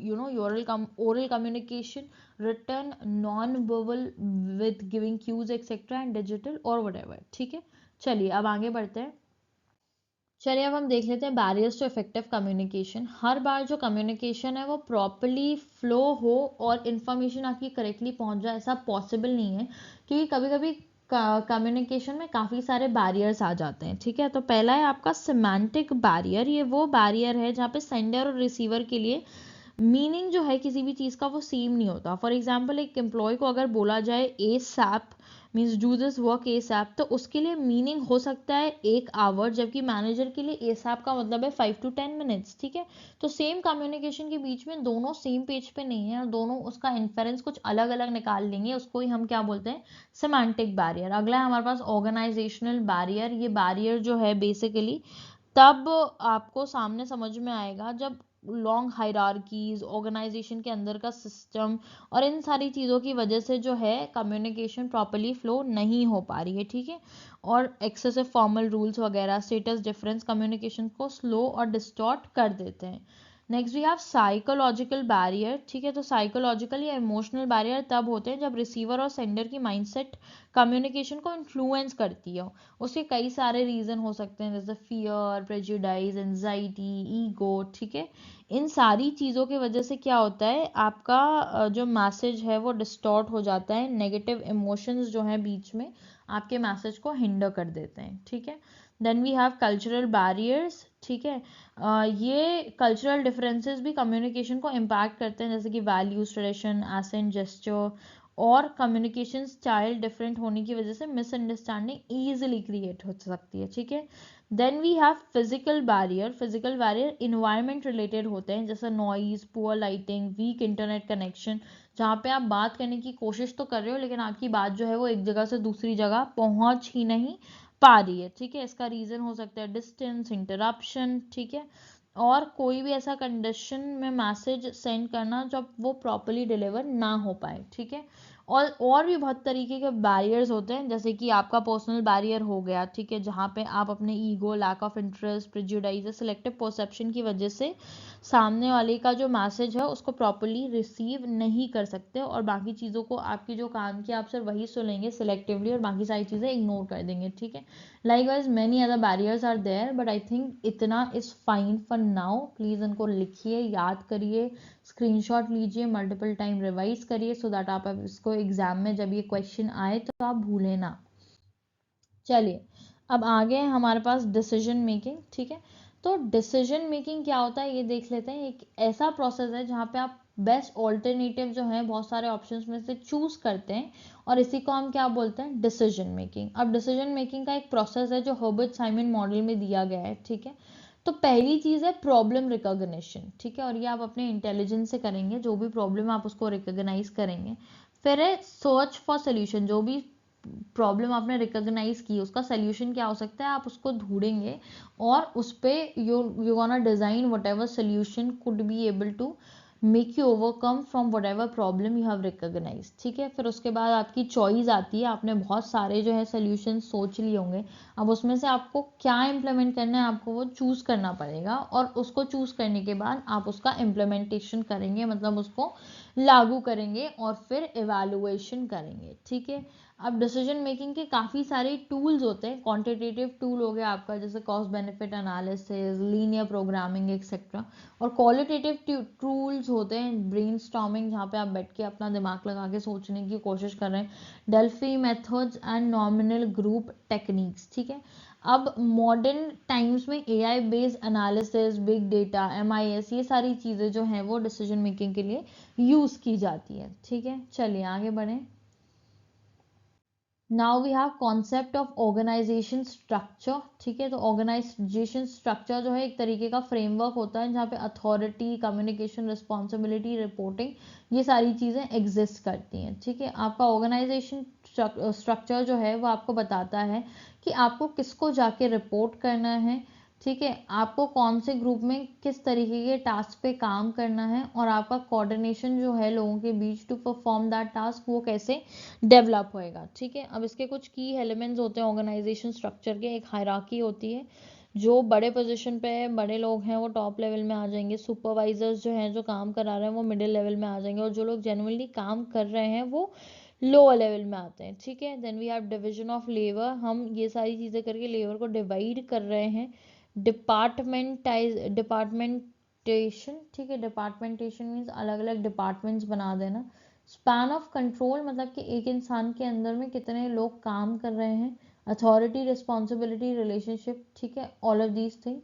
and lastly coordination mechanism, तो जो आपका organisation structure है वो coordination mechanism की तरह काम करता है। ठीक है, चलिए चलिए अब हम डिस्कस करते हैं टाइप्स ऑफ ऑर्गेनाइजेशन स्ट्रक्चर, जो बेसिकली डिफाइन करता है कि ऑर्गेनाइजेशन में अथॉरिटी कैसे फ्लो होती है, रिस्पॉन्सिबिलिटी कैसे डिवाइड होती है और कम्युनिकेशन कैसे मूव करती है। तो पहला है हमारे पास लाइन स्ट्रक्चर। यहाँ पे आपकी अथॉरिटी जो है वो टॉप टू बॉटम फ्लो करती है, ये सबसे सिंपल और ट्रेडिशनल स्ट्रक्चर है। ठीक है, यहाँ पे एक क्लियर चेन ऑफ कमांड होती है। आर्मी और स्मॉल बिजनेसेस इसका कॉमन एग्जाम्पल है। इसका एडवांटेज है सिंप्लिसिटी और क्लियर अकाउंटेबिलिटी, है ना। डिसएडवांटेज में बेसिकली यहाँ पे ये हो जाएगा कि मैनेजर्स पर जो है ओवरलोड हो जाता है और स्ट्रक्चर काफी रिजिड हो सकता है। ठीक है, then we have line and staff. इस स्ट्रक्चर में लाइन मैनेजर्स के साथ साथ स्पेशलाइज्ड स्टाफ एडवाइजर्स भी होते हैं। ठीक है, जैसे एचआर, लीगल, फाइनेंस एक्सपर्ट्स जो गाइडेंस प्रोवाइड करते हैं। इस ऑर्गेनाइजेशन को एक्सपर्टीज प्लस अथॉरिटी दोनों मिलती है, लेकिन कभी कभी लाइन और स्टाफ के बीच में कॉन्फ्लिक्ट हो सकता है। ठीक है, अब next we have functional structure. Functional structure में ऑर्गेनाइजेशन को डिफरेंट फंक्शंस के बेसिस पे जो है वो डिवाइड कर दिया जाता है, जैसे फाइनेंस, एचआर, मार्केटिंग। अब इसका एडवांटेज ये है कि यहाँ पे जो काम है वो एक्सपर्टीज और एफिशिएंसी के साथ हो सकता है, लेकिन इन सारे फंक्शनल हेड्स और नॉर्मल स्टाफ के बीच में कोऑर्डिनेशन इश्यूज हो सकते हैं। ठीक है, then we have divisional structure. ठीक है, तो ऑर्गेनाइजेशनल प्रोडक्ट्स, कस्टमर या जोग्राफिकल एरिया के बेसिस पर डिवीजन करना डिविजनल स्ट्रक्चर्स होते हैं। ठीक है, फॉर एग्जाम्पल सैमसंग के मोबाइल का एक अलग यूनिट है, टीवी का अलग, आईटी प्रोडक्ट्स अलग डिवीजन के अंदर आते हैं। ठीक है, तो ये स्ट्रक्चर अकाउंटेबिलिटी और फ्लेक्सिबिलिटी इंक्रीज करता है, लेकिन duplication of resources common drawback हो सकता है यहाँ पे। ठीक है, then we have matrix structure. ठीक है, ये डुअल अथॉरिटी पर बेस्ड होता है, यानी एम्प्लॉयज के दो बॉसेस होते हैं, एक आपका फंक्शनल मैनेजर और एक प्रोजेक्ट मैनेजर। ठीक है, यूजीसी नेट में डायरेक्ट क्वेश्चन आते हैं कि in the combination of functional plus project managers where you have two bosses what kind of organizational structure could be seen. ठीक है, और सिर्फ कीवर्ड मात्र याद रखने से आप जो है इतने डिफिकल्ट और क्योटिक टॉपिक को इजीली याद रख पाएंगे। ठीक है, तो in this unit my focus is that I want to teach you people in a manner the way I want to be taught, right. जब मैं प्रिपरेशन कर रही थी तो मुझे बहुत no chaos, everything put together, you know, very nice content, ये सारी चीज़ें चाहिए थी। तो जब मैं आज आप लोगों के लिए वीडियो बना रही हूँ तो मेरा मेजर कंसर्न ये है कि मैं अपनी उन सारी प्रॉब्लम्स को केटर करूँ जो शायद मुझे नहीं मिल पाई। तो आई होप आप इन सारे रिसोर्सेज, लेक्चर वीडियोस, नोट्स सबका बहुत अच्छे से यूटिलाइजेशन करेंगे और काफ़ी अच्छा स्कोर जो है वो आप लेके आएंगे। ठीक है, चलिए, तो डिस्क्रिप्शन जो है मैट्रिक्स स्ट्रक्चर का दैट आई टोल्ड यू। ठीक है, और ये नासा, आईटी फॉर्म्स, ऐसे सारी जगह में जो है यूज किया जाता है। इसका एडवांटेज ये है कि ये काफी ज्यादा फ्लेक्सिबिलिटी और इनोवेशन को सपोर्ट कर सकता है बिकॉज ऑफ वेरियस सब डिविजन्स। ठीक है, लेकिन यहाँ पे कंफ्यूजन और पावर कॉन्फ्लिक्ट इजीली डेवलप हो सकते हैं because of two bosses and everything like that. ठीक है, next we have network structure. Network structure में कोर फर्म अपनी नॉन कोर एक्टिविटीज आउटसोर्स करती है, जैसे एप्पल मैन्युफैक्चरिंग आउटसोर्स करता है। ये स्ट्रक्चर कॉस्ट इफेक्टिव और स्केलेबल होता है, बट डिपेंडेंसी ऑन वेंडर्स एक मेजर लिमिटेशन हो जाता है यहाँ पे। ठीक है, then we have virtual structure. ये temporary, technology driven, collaborative teams से बनता है। Startups often virtual structures follow करते हैं। इसका एडवांटेज फ्लेक्सिबिलिटी और लो कॉस्ट है, लेकिन वीक कल्चर और कोऑर्डिनेशन चैलेंजेस इसमें कॉमन होते हैं। ठीक है, और now days after Covid when businesses are shifting to work from home kind of situation, virtual structure जो है आपका कई जगह पे देखा जा रहा है. Then you have team based structure. Team based structure में ऑर्गेनाइजेशन ऑटोनॉमस टीम्स के थ्रू काम करती है, जैसे टोयोटा का प्रोडक्शन टीम सिस्टम. इससे मोटिवेशन और इनोवेशन हाई होती है, बट ये स्ट्रक्चर तभी सक्सेसफुल होती है जब ऑर्गेनाइजेशन में ट्रस्ट और स्किल हाई लेवल पर हो. ठीक है, तो ओवरऑल ऑर्गेनाइजेशन स्ट्रक्चर डिसाइड करता है कि कंपनी फ्लेक्सिबल होगी, एफिशिएंट होगी या रिजिड होगी. एंड राइट स्ट्रक्चर ऑर्गेनाइजेशन की स्ट्रैटेजी और एनवायरनमेंट दोनों के अकॉर्डिंग चूज किया जाता है. ठीक है, चलिए आगे बढ़ते हैं. चलिए आप देखते हैं अथॉरिटी, रिस्पॉन्सिबिलिटी और अकाउंटेबिलिटी. ये बेसिकली मैनेजमेंट के बेसिक पिलर्स होते हैं. अथॉरिटी का मतलब होता है डिसीजन लेने का राइट, जैसे मैनेजर को पावर होती है इंस्ट्रक्शंस देने की. रिस्पॉन्सिबिलिटी का मतलब होता है असाइंड वर्क को कंप्लीट करना, मतलब ड्यूटी या ऑब्लिगेशंस. और अकाउंटेबिलिटी का मतलब होता है अपने एक्शंस और रिजल्ट्स के लिए आंसरेबल होना. सिंपल वर्ड्स में अथॉरिटी दी जाती है, रिस्पॉन्सिबिलिटी जो है आप खुद लेते हैं, followed by the authority given to you. ठीक है, और अकाउंटेबिलिटी फिक्स होती है. ठीक है, अब अथॉरिटी टॉप से फ्लो होती है, रिस्पॉन्सिबिलिटी बॉटम से अपवर्ड फ्लो होती है मैनेजमेंट में, और अकाउंटेबिलिटी इंश्योर करती है कि रिजल्ट अचीव हुए या नहीं. ठीक है, चलिए आगे बढ़ते हैं. सेंट्रलाइजेशन और डिसेंट्रलाइजेशन. तो बेसिकली सेंट्रलाइजेशन में decision making power mostly top level पर कंसंट्रेटेड होती है. इस स्ट्रक्चर में कंट्रोल स्ट्रांग होता है, डिसीजन यूनिफॉर्म होता है, लेकिन स्पीड जो है वो आपकी स्लो हो सकती है और फ्लेक्सिबिलिटी कम होती है. ठीक है, फिर आता है आपका डिसेंट्रलाइजेशन. डिसेंट्रलाइजेशन बेसिकली सेंट्रलाइजेशन का ऑपोजिट होता है. यहाँ डिसीजन मेकिंग लोअर लेवल तक डिस्ट्रीब्यूट की जाती है. इससे फ्लेक्सिबिलिटी, मोटिवेशन और क्विक डिसीजंस पॉसिबल होते हैं. लिमिटेशन ये है कि कोऑर्डिनेशन थोड़ा चैलेंजिंग हो सकता है और कंट्रोल लूज हो सकता है. ठीक है, तो शॉर्ट में अगर बोलूँ तो centralization gives authority to the top, decentralization gives freedom to the bottom. Okay, तो ऑर्गेनाइजेशन अपने साइज, एनवायरनमेंट और स्ट्रैटेजी के बेसिस पर डिसाइड करती है कि सेंट्रलाइज या डिसेंट्रलाइज रहना है. ठीक है, चलिए आगे बढ़ते हैं. चलिए स्पैन ऑफ कंट्रोल देख लेते हैं. इसका सिंपल मीनिंग ये होता है कि एक मैनेजर डायरेक्टली कितने लोगों को सुपरवाइज कर रहा है. अगर एक मैनेजर के अंडर ज्यादा एम्प्लॉयज रिपोर्ट करते हैं तो उसे वाइड स्पैन ऑफ कंट्रोल कहते हैं. ठीक है, इसमें हायरार्की कम होती है, कम्युनिकेशन फास्ट होती है और कॉस्ट लो होती है, बट मैनेजर का वर्कलोड जो है यहाँ पे काफी बढ़ जाता है. और अगर एक मैनेजर के अंडर एम्प्लॉयज कम होते हैं तो ये नैरो स्पैन ऑफ कंट्रोल होता है. यहाँ सुपरविजन स्ट्रांग होता है, इंडिविजुअल अटेंशन मिलती है, लेकिन हायरार्की लंबी हो जाती है और डिसीजंस जो है यहाँ पे वो स्लो हो जाते हैं. ठीक है, तो शॉर्ट में वाइड स्पैन जो है वो फ्रीडम और मैनेजर का जो प्रेशर है वो बढ़ा देता है, लेकिन नैरो स्पैन जो है वो आपको कंट्रोल, लेकिन की जो आपका स्ट्रक्चर है उसको लंबा और डिसीजन मेकिंग को जो है वो लंबा कर देता है. ठीक है, चलिए अब आखिर में एक दिया हुआ है ग्रेकनेस फॉर्मूला. ठीक है, जो पीवाईक्यू में पूछा गया है, जो आपको हेल्प करता है to calculate the span of control. तो यहाँ पे आपको एन, जितने भी लोग हैं आपके ऑर्गेनाइजेशन में, उसको डिवाइड करना है एन से सब्सटीट्यूट करके, ये पूरे फॉर्मूले पे यूज करके.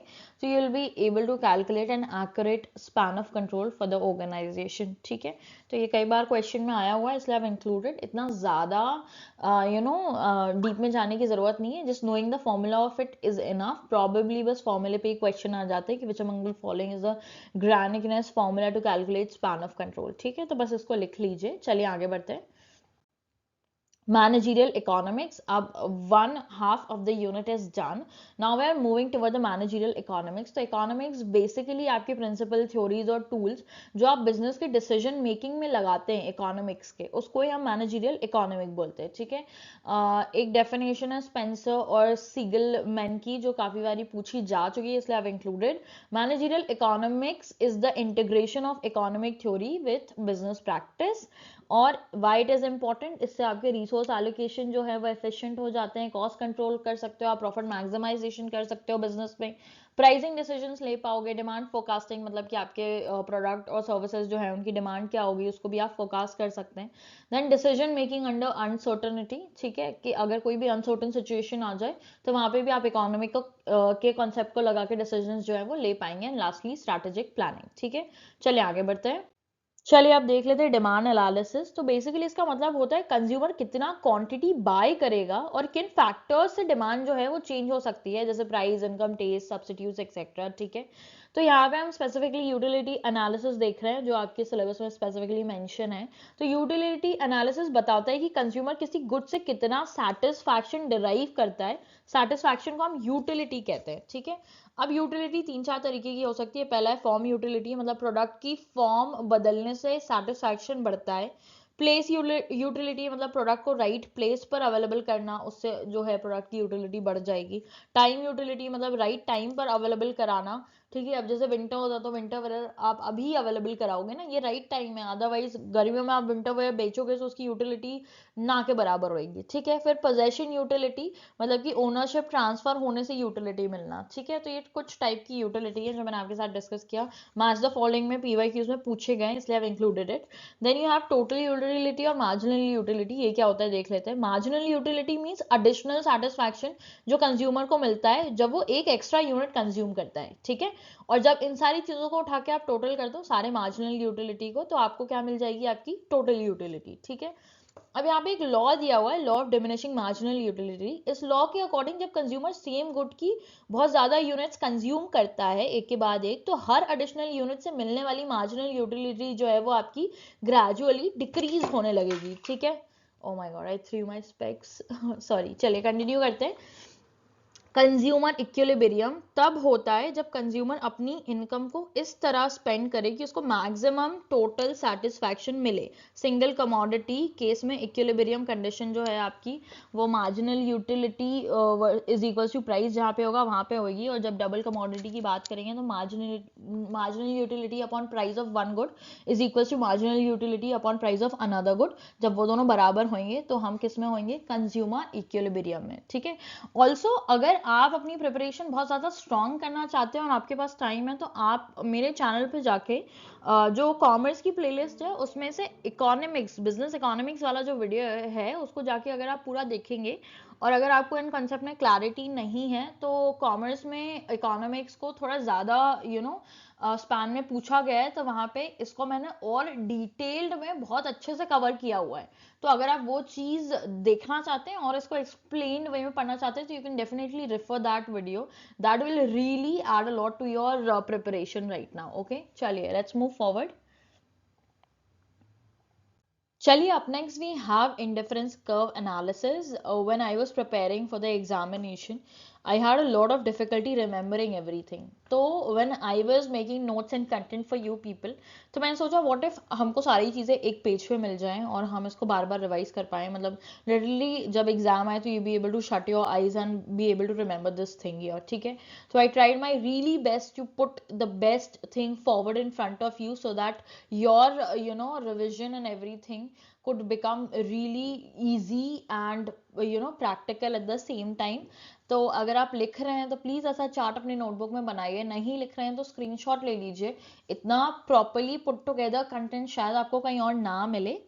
चलिए तो अब देख लेते हैं इंडिफरेंस कर्व के ऊपर इतनी मेहनत इसलिए की गई है क्योंकि इससे कई बार जो है सवाल पूछा जा चुका है। ठीक है, तो indifference curve analysis basically explain करता है कि कंज्यूमर दो गुड्स के कॉम्बिनेशन को कैसे चूज करता है और कैसे अपने बजट के अंदर मैक्सिमम सेटिस्फैक्शन जो है वो अचीव करता है। ठीक है, तो पहले क्या होता है, कंज्यूमर जो है वो अपनी प्रेफरेंस जो है वो डिसाइड करेगा, अपनी कॉम्बिनेशन के प्रेफरेंस को रैंक करेगा। उसके बाद क्या होता है, फिर इंडिफरेंस कर्व ड्रॉ होती है जो सारे कॉम्बिनेशन को शो करती है जिससे कंज्यूमर को इक्वल यूटिलिटी मिलती है। ठीक है, फिर आप एक बजट लाइन बनाते हैं या उसमें एक बजट लाइन बनती है जो कंज्यूमर अपनी इनकम और प्राइस के हिसाब से कौन से कॉम्बिनेशन अफोर्ड कर सकता है ये बताती है। ठीक है, आखिर में कंज्यूमर इक्विलिब्रियम वहां होता है जहां बजट लाइन इंडिफरेंस कर्व को टेंजेंट करती है। टेंजेंट मतलब कि अगर आप यहाँ पर देखोगे ये पॉइंट पे तो ये आपकी पिंक वाली बजट लाइन जो है और ये पर्पल वाला जो कर्व है उसके बेस पे टच होके जा रही है, तो इसको हम टेंजेंट बोलते हैं ज्योमेट्री में। ठीक है, चलिए तो जहां पे ये इसको टेंजेंट करेगी वहां पे कंज्यूमर को मैक्सिमम सेटिस्फैक्शन होएगा। ठीक है, उसके बजट के अंदर, और इसी को हम जो है वो कंज्यूमर इक्विलिब्रियम बोलते हैं। ठीक है, चलिए अब प्रॉपर्टीज ऑफ इंडिफरेंस कर्व पे बहुत बार सवाल आए हैं, प्लीज याद रखिएगा। यहाँ पे जो स्लोप है वो नेगेटिव होता है। अगर एक गुड आप ज्यादा कंज्यूम करना है तो सेकेंड वाले गुड को आपको थोड़ा सैक्रिफाइस करना पड़ेगा, तो जो आपका यहाँ पे स्लोप बनेगा वो नेगेटिव स्लोप बनेगा, ठीक है। फिर है आपका कॉन्वेक्स टू ओरिजिन, क्योंकि marginal rate of substitution gradually fall होता है, एकदम से फॉल नहीं होता, तो ये हमेशा कॉन्वेक्स रहेगा ओरिजिन से लेके, ठीक है, बिकॉज ऑफ एमआरएस, ठीक है। फिर ये कभी इंटरसेक्ट नहीं करता, कितने भी आईसी कर्व हो इसके आगे पीछे ऐसे ऐसे करके बहुत सारे होंगे, लेकिन आपस में कभी भी टकराएंगे नहीं, ठीक है। रीजन बीइंग बेसिकली पॉसिबल इसलिए नहीं है क्योंकि इंटरसेक्शन जो है वो कॉन्ट्राडिक्टरी यूटिलिटी लेवल पे हो जाएगी, तो इसलिए दैट इज नॉट पॉसिबल, इसलिए ये लोग जो आएंगे, ये लोग बोल रही हूँ, जो कर्व्स हैं वो कभी आपस में टकराते नहीं है, ठीक है। और लास्टली जितना हायर आपका आईसी कर्व है उतना ज्यादा आपको सेटिस्फैक्शन मिलेगा, ठीक है। तो ये 4 प्रॉपर्टीज जरूर याद रखिएगा, बहुत ही इजी 2 नंबर आपके मिल जाएंगे, ठीक है। फिर आपका बजट लाइन, तो बेसिकली बजट लाइन यहाँ पे हमने जो बात की, बजट लाइन वही है। यहाँ पे स्पेसिफिकली मैं आपको थोड़ा और बता दूँ इसके बारे में, तो कंज्यूमर की इनकम और गुड्स के प्राइस को रिप्रेजेंट करती है। इक्वेशन हम इसको ऐसे लिख सकते हैं, P small x into capital X plus P small y into capital Y is equals to M is your income here, ठीक है। तो इनकम बढ़ने से लाइन पैरेलल शिफ्ट होती है, प्राइस चेंज होने से पिवट होती है, ठीक है। तो अगर आपकी इनकम जो है वो क्या हो रही है, बढ़ ज़्यादा रही है तो पैरेलल शिफ्ट आएगा, ठीक है। अगर आपकी इनकम जो है लोअर है तो अंदर को शिफ्ट हो जाएगा आपका बजट लाइन, और हायर है तो बाहर को शिफ्ट हो जाएंगी, ठीक है। लेकिन अगर आप क्या करें, प्राइस चेंज कर रहे हैं गुड का और आपकी जो बजट लाइन है वो सेम ही है, ठीक है, तो वहाँ पे क्या होएगा, पैरेलल शिफ्ट नहीं होएगा, वहाँ पे पिवट होएगा आपके कंज्यूमर इक्विलिब्रियम में, ठीक है। चलिए, आई होप आपको बजट लाइन का कॉन्सेप्ट भी समझ में आया होगा। कंज्यूमर इक्विलिब्रियम बेसिकली तब होता है जब आईसी टेंजेंट है और आपकी जो बजट लाइन है उसको टच कर रही है, ठीक है। और ये सब होता है because of MRS which is your marginal rate of substitution, ठीक है। चलिए अब आगे बढ़ते हैं। चलिए अब हम देख लेते हैं इलास्टिसिटी ऑफ डिमांड को, कि मेजर करता है कि प्राइस, इनकम या अदर फैक्टर्स चेंज होने पर डिमांड कितनी चेंज होती है। अगर डिमांड ज़्यादा रिस्पॉन्ड करती है तो इलास्टिसिटी जो है वो हाई होती है, अगर कम रिस्पॉन्ड करती है तो इलास्टिसिटी जो है वो लो होती है। तो पहले हमारे पास प्राइस इलास्टिसिटी ऑफ डिमांड, जिसको हम कैलकुलेट करते हैं change in quantity demanded upon change in price, ठीक है। तो बेसिकली अगर प्राइस जो है आपका 10% इंक्रीज होता है और डिमांड जो है वो 20% फॉल हो जाती है, तो यहाँ पे हम फॉर्मूला लगा देंगे -20% अपॉन 10%, तो आपकी जो इलास्टिसिटी है वो -2 आ जाएगी। तो ये बताता है कि डिमांड जो है वो इलास्टिक है, ठीक है। चलिए अब हम देख रहे हैं इनकम इलास्टिसिटी ऑफ डिमांड, ठीक है। तो यहाँ पे इनकम की चेंज होने की वजह से डिमांड पे क्या फर्क पड़ता है हम वो देखते हैं। इसका फॉर्मूला होता है change in quantity demanded upon change in percentage change in income, okay, percentage is everywhere, mind that. Then for example income जो है वो 5% से अगर आपकी बढ़ी और डिमांड जो है वो 10% से, ठीक है, तो यहाँ पे आपकी इनकम इलास्टिसिटी ऑफ डिमांड जो है वो +2 हो गई है, ठीक है, जो नॉर्मली या लग्जरी गुड्स की होती है जनरली, ठीक है। Then you have cross elasticity, यहाँ पे हम ये देखते हैं कि एक प्रोडक्ट के प्राइस के चेंज होने की वजह से दूसरे प्रोडक्ट पे क्या इफेक्ट पड़ा, ठीक है। मतलब कि अगर चाय का प्राइस जो है वो चेंज हुआ है तो कॉफी की डिमांड पे क्या असर पड़ा है, ठीक है। तो उस पर हम जो फॉर्मूला लगाते हैं वो ये होता है कि percentage change in demand of good A which is your coffee and upon percentage change in the price of good B which is your tea, ठीक है। अब यहाँ पे प्राइस ऑफ टी अगर इंक्रीज हो रहा है और डिमांड जो है कॉफी की 8% बढ़ जाए तो यहाँ पे पॉजिटिव इलास्टिसिटी है, ठीक है, क्योंकि आपको गुड सब्स्टिट्यूट जो है वो अवेलेबल है।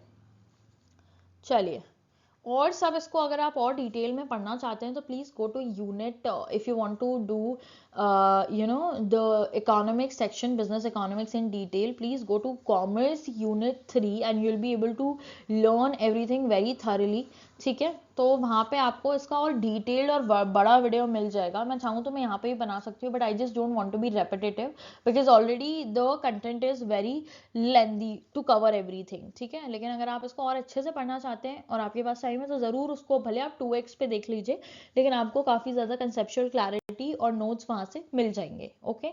चलिए now we have demand forecasting. Demand forecasting का मतलब यह है कि आप अपने प्रोडक्ट और सर्विसेज की फ्यूचर डिमांड को प्रेडिक्ट करें, ठीक है। अब उसके कई मेथड्स हो सकते हैं, जैसे Delphi, expert opinion, sales force composition.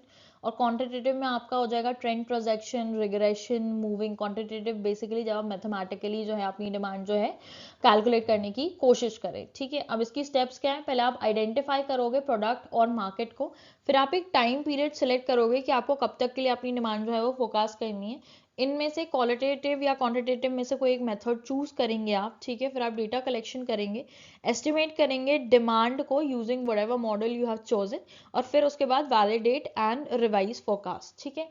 अब स्टेप्स हर जगह इसलिए इंक्लूड किए गए हैं क्योंकि आखिरी कुछ सेशंस में साइकिल में यूजीसी नेट की देखा गया है, multiple questions have been asked in this manner where you're supposed to arrange the steps in proper sequencing. तो steps से बहुत तरीके के क्वेश्चन बन जाते हैं, eliminate the following, choose the following steps, arrange the following steps। तो किसी भी चीज़ की steps बिल्कुल मत छोड़िएगा, साथ साथ लिखिए, इनको रिवाइज करिए, अपने मन में कोई ना कोई शॉर्ट फॉर्म बना लीजिए, अपने आप को रिविजन करते टाइम समझाइए कि क्या चीज़ किसके बाद आएगी, ठीक है। और आपका जो बेसिक है वो बहुत ही ज़्यादा स्ट्रांग हो जाएगा इस तरीके से पढ़ने से। चलिए आप देख लेते हैं मार्केट क्लासिफिकेशन। ये बेसिकली बताता है कि डिफरेंट मार्केट स्ट्रक्चर में सेलर कितने होते हैं, प्रोडक्ट्स का नेचर क्या होता है और प्राइस कंट्रोल कितना होता है। और बेसिकली 4 मेन मार्केट टाइप्स होते हैं, लेकिन अभी बेसिकली होने के लिए तो बहुत सारे होते हैं, बट मेजरली हम 4 मेन मार्केट टाइप्स जो हैं जो पूछे जाते हैं उनको देख रहे हैं। तो पहले आपका परफेक्ट कंपटीशन। परफेक्ट कंपटीशन में सेलर बहुत ज़्यादा होते हैं और प्रोडक्ट कंप्लीटली होमोजेनियस होते हैं। यहाँ फर्म प्राइस टेकर होती है, कोई प्राइस कंट्रोल नहीं करता, जो प्राइस मार्केट उनको देती है डिमांड और सप्लाई से वो लेते हैं, वो एक्सेप्ट करते हैं और उसी प्राइस में जो है अपना सामान बेचते हैं। यहाँ पे एंट्री बैरियर्स जो है वो जीरो होते हैं और डिमांड कर्व परफेक्टली इलास्टिक होता है, ठीक है, यानी बिल्कुल हॉरिजॉन्टल होता है। एडवर्टाइजिंग की जरूरत यहाँ पे नहीं होती। अब ऐसे कोई एग्जैक्ट एग्जाम्पल अवेलेबल नहीं है, लेकिन सब्जी market and all of that आप थोड़ा बहुत परफेक्ट कॉम्पिटिशन से इसको रिलेट कर सकते हैं, क्योंकि सब्जियां जो है वो हर जगह होमोजेनियस होती हैं, जो नॉर्मल लोग प्राइस देते हैं वो उसमें ही बेचते हैं, वो अपने हिसाब से कुछ भी वहाँ पे वो नहीं कर सकते, कुछ ज़्यादा एंट्री बैरियर नहीं है, ठीक है। और डिमांड जो भी है वो भी एकदम परफेक्टली इलास्टिक होती है। It's not the very correct example, लेकिन वन ऑफ द वेज जिससे मैं इसको याद रखती थी, तो आप भी ऐसे कर सकते हैं, ठीक है। फिर मोनोपोली में सिर्फ एक सेलर होता है और प्रोडक्ट यूनिक होता है, जिसका कोई क्लोज सब्सिट्यूट अवेलेबल ही नहीं है, ठीक है। तो इसलिए फर्म प्राइस मेकर होती है। एंट्री बैरियर्स यहाँ पे बहुत ज्यादा स्ट्रांग होते हैं, कंपटीशन ऑलमोस्ट इम्पॉसिबल होता है। डिमांड कर्व जो है यहाँ पे वो डाउनवर्ड स्लोपिंग होती है, ठीक है। और सेलिंग कॉस्ट की यहाँ पे जरूरत ही नहीं है, क्योंकि they are the only individual in the market, तो obviously everyone is very known to them, ठीक है। चलिए next we have monopolistic competition. इस मार्केट में मेनी सेलर्स होते हैं, लेकिन प्रोडक्ट डिफरेंशिएटेड होते हैं, जैसे ब्रांडिंग, पैकेजिंग, क्वालिटी डिफरेंस, ठीक है। जैसे आपके कितने सारे मतलब डिफरेंशिएटेड प्रोडक्ट्स मीन्स की various kind of snacks available, sellers बहुत सारे हैं लेकिन सब में थोड़ा थोड़ा डिफरेंशिएशन है, ठीक है। फिर फर्म्स के पास ना थोड़ा बहुत प्राइस कंट्रोल होता है अपने पास, यहाँ पे एंट्री और एग्जिट इजी होती है। दूसरा भी अगर कोई नया बंदा आना चाहे तो दे कैन एंटर, ठीक है। और डिमांड कर्व जो है यहाँ पे डाउनवर्ड स्लोपिंग होती है, ठीक है, बट इलास्टिक भी होती है एट द सेम टाइम, तो ये याद रखिएगा आप। और सेलिंग कॉस्ट जो है यहाँ पे हाई होती है, क्योंकि आपको अपने डिफरेंशिएटेड प्रोडक्ट को हाईलाइट करने के लिए काफी ज्यादा एडवर्टाइजमेंट जो है वो मार्केट में करने पड़ते हैं, ठीक है। नेक्स्ट भी आप ओलिगोपोली, ठीक है। यहाँ पे जो आपके मेन सेलर्स हैं, यहाँ पे कुछ फ्यू नंबर ऑफ सेलर्स होते हैं, नॉट मैनी, ठीक है। जैसे इंडिया में देख लो आप, तो जियो, एयरटेल, जो भी आपका टेलीकम्युनिकेशन है, तो वहाँ पे आप ओलिगोपोली बोल सकते हो। We have couple of people doing it but not everyone, ठीक है। तो यहाँ पे जो प्रोडक्ट्स हैं वो आइडेंटिकल होते हैं मेजरली, डिफरेंशिएट भी हो सकते हैं थोड़े बहुत little in whatever kind of services and all they are providing, ठीक है। यहाँ फर्म्स म्यूचुअली इंटरडिपेंडेंट होती हैं, एक फर्म का डिसीजन दूसरी फर्म को अफेक्ट करता है। मतलब अगर जियो ने शुरू में 0 में आपको सिम दे दी, तो उससे जो बाकी के फर्म्स हैं उन पे बहुत ही ज्यादा इफेक्ट पड़ा, ठीक है। और अगर आप आज के भी डेट में देखेंगे तो सबका जो रिचार्ज आपके पास जितने भी रिचार्ज करने के ऑप्शंस हैं वो कई हद तक नियर टू सिमिलर हैं, ठीक है, क्योंकि थोड़ा बहुत भी चेंज जो है वो मार्केट को काफ़ी ज़्यादा फ्लक्चुएट कर सकती है। अब आज के टाइम पे अगर कोई एकदम से बहुत, अब जैसे वीआई में बहुत सारे लोग स्विच इसलिए हुए क्योंकि in between they gave many offers, ठीक है। तो म्यूचुअल इंटरडिपेंडेंस यहाँ पे इतनी ज़्यादा है कि अगर थोड़ा बहुत भी फ्लेक्सिबिलिटी होगी तो people will switch to another thing, ठीक है। चलिए, प्राइस बिहेवियर जो है यहाँ पे किंग डिमांड कर्व के थ्रू जो है देखा जाता है। ये स्वीजी ने एक मॉडल अप्रोच किया था जिसमें उन्होंने बताया था कि ओलिगोपॉली का जो डिमांड कर्व है वो किंग्ड होता है, मतलब कि आप गूगल करके देख लीजिएगा। इसे बहुत बारी ओलिगोपॉली के डिमांड कर्व से बस किंग्ड नाम याद रख लीजिए, इतनी बारी सवाल आ चुके हैं पीवाई क्यूज में, कॉमर्स में भी स्पेसिफिकली अलॉन्ग विद मैनेजमेंट, उसमें आते हैं। All you suppose to do is to be able to recognize what kind of demand curve can you see in oligopoly, ठीक है। तो एंट्री बैरियर्स की बात करते हैं, यहाँ पे एंट्री बैरियर्स जो हैं वो मॉडरेट और स्ट्रॉन्ग ही होती है, सेलिंग कॉस्ट हाई होती है, स्पेसिफिकली ब्रांडिंग और कॉम्पिटिटिव एडवर्टाइजमेंट की वजह से, ठीक है। In short, perfect competition fully open and competitive market होता है। मोनोपोली पूरे कंट्रोल में अपने आप को रखती है। Monopolistic competition variety and branding पर बेस्ड होता है, मोस्टली आपके जो एफएमसीजी गुड्स हैं वो, और ओलिगोपॉली स्ट्रैटेजिक कॉम्पिटिशन पर बेस्ड होता है। आई होप आपको मैं ये बहुत आसान तरीके से समझा पाई हूँ, and instead of learning very lengthy paragraphs, इसका स्क्रीनशॉट लीजिए, कीवर्ड्स याद रखिए, जिससे आपको एग्जामिनेशन में बहुत ही ज्यादा हेल्प मिलेगी, ठीक है। चलिए, अब next we have price determination under different market structure. अभी हमने बहुत सारे मार्केट स्ट्रक्चर्स जो हैं उनको देख लिए। अब इन पर्टिकुलर मार्केट स्ट्रक्चर में अगर कोई बिजनेस है तो वो अपने प्रोडक्ट की प्राइस कैसे डिसाइड करेगा, अब हम उसकी बात करेंगे, ठीक है। अब बेसिकली हम ऑलरेडी सारे कैरेक्टरिस्टिक वगैरह देख चुके थे, यहाँ पे मैं ज़्यादा टाइम नहीं लगाऊंगी, कंटेंट वाइज आप जरूर लिखिए, आपको काम आएगा, but I keep it short, ठीक है। तो परफेक्ट कंपटीशन में प्राइस मार्केट डिमांड और सप्लाई डिसाइड करता है, इंडिविजुअल फर्म का कोई रोल नहीं होता, वो सिर्फ प्राइस टेकर होती है, ठीक है। यहाँ पे फर्म का इक्विलिब्रियम तब होता है जब मार्जिनल कॉस्ट आपका मार्जिनल रेवेन्यू के बराबर हो, जो कि प्राइस के बराबर भी होता है, तो ये चीज़ याद रखिएगा, ठीक है। ये आपको डायरेक्ट क्वेश्चन आ सकता है, in which market competition marginal revenue is equals to your average revenue is equals to your marginal price, which is your equivalent to your marginal cost, और जो कर्व है वो हॉरिजॉन्टल होता है। ऐसा क्यों होता है और कौन सा कंपटीशन में होता है, तो आपको याद रखना है परफेक्ट कंपटीशन। इसका रीजन ये है कि यहाँ पे कुछ चेंज नहीं होता ना, तो हर एडिशनल यूनिट पे अगर आपको 50 का प्रॉफिट हो रहा है तो एवरेज भी 50 ही आ जाएगा आपका, और प्राइस भी जो है वो 50 ही है, तो सब जो है यहाँ पे बराबर है, ठीक है। तो इक्विलिब्रियम आपको कब मिलेगा, जब मार्जिनल कॉस्ट और मार्जिनल रेवेन्यू को इंटरसेक्ट करे नीचे से आके, ठीक है। चलिए, और यहाँ पे शॉर्ट रन में तो फर्म जो है वो सुपरनोवल प्रॉफिट कमा सकती है, ठीक है, लेकिन लॉन्ग रन में जो फर्म है उसको नॉर्मल प्रॉफिट ही होता है, क्योंकि ये प्राइस को मैनिपुलेट नहीं कर सकते, ठीक है। चलिए आगे बढ़ते हैं। चलिए, अगला है हमारे पास मोनोपोली। तो मोनोपोली में प्राइस मोनोपोलिस्ट खुद सेट करता है, because only one seller exist करता है, वो खुद अपनी इंडस्ट्री का राजा है, तो वो अपनी प्राइस खुद डिसाइड करेगा और लोगों को जो है उसका प्राइस जो है एक्सेप्ट करना पड़ेगा, ठीक है। तो फर्म डिमांड का जो इसका डिमांड का होता है वो डाउनवर्ड स्लोपिंग होता है, इसलिए वो आउटपुट चूज करता है जहां मार्जिनल कॉस्ट और मार्जिनल रेवेन्यू बराबर हो, ठीक है। तो यहाँ पे इक्विलिब्रियम कब होएगा, व्हेन योर मार्जिनल रेवेन्यू और मार्जिनल कॉस्ट इज इक्वल, ठीक है। और उस आउटपुट पर कंज्यूमर जितना प्राइस देने को रेडी हो वो चार्ज करता है उस पॉइंट ऑफ टाइम पे, ठीक है। इसलिए मोनोपोलिस्टिक को हम प्राइस मेकर बोलते हैं, ठीक है। चलिए, अब बेसिकली यहाँ पे जो आपकी प्राइस है वो आपकी मार्जिनल रेवेन्यू और मार्जिनल कॉस्ट से ज्यादा ही होगी हमेशा, क्योंकि उसको ही मोनोपोली प्राइसिंग बोलते हैं। जिस मोमेंट पे इक्विलिब्रियम होगा वहां पे आपसे सबसे ज्यादा प्राइस जो है वो चार्ज किया जाएगा। अब मोनोपोली में प्राइस को ना 3 टाइप में डिवाइड किया हुआ है, फर्स्ट डिग्री, सेकेंड डिग्री और थर्ड डिग्री। फर्स्ट डिग्री में आप जितना भी एक पर्टिकुलर प्रोडक्ट के लिए मैक्सिमम पे कर सकते हैं उस हद तक आपसे जो है वो चार्ज किया जाएगा, उसको हम फर्स्ट डिग्री चार्जिंग प्राइस बोलते हैं, ठीक है। First degree pricing within monopoly बोलते हैं, जहाँ पे फॉर एग्जांपल अगर आप if you are willing to pay 4 lakhs for an earring because it's Gucci, तो उसको आप मोनोपोली बोलेंगे, क्योंकि आपकी डिमांड की वजह से आपको उस हद तक चार्ज किया जाएगा जहां तक आप पे कर सकते हैं। दूसरा है आपका सेकंड डिग्री, जहां पे आप जितना ज्यादा ऑर्डर करेंगे उतना आपको प्राइस जो है रिलैक्स मिल जाएगा। मतलब अगर आप एक क्वांटिटी खरीदेंगे तो it's going to be equally expensive, लेकिन अगर आप उसको बल्क में खरीदेंगे तो वहां पे प्राइस जो है वो कम कर दिए जाएंगे, ठीक है। और थर्ड डिग्री में क्या होता है, डिफरेंट प्राइजेस सेट किए जाते हैं अलग अलग मार्केट सेगमेंट के लिए, ठीक है। फॉर एग्जाम्पल, अगर कोई इंसान स्वीट कॉर्न का ठेला लगा रहा है नॉर्मल मार्केट में, तो वो 50 रुपए का कप दे देगा, लेकिन वो सेम चीज़ अगर आपको थिएटर में मिल रही है या मॉल के अंदर मिल रही है तो it can cost you up to 100 and 200। तो इसको हम थर्ड डिग्री प्राइसिंग बोलते हैं, ठीक है।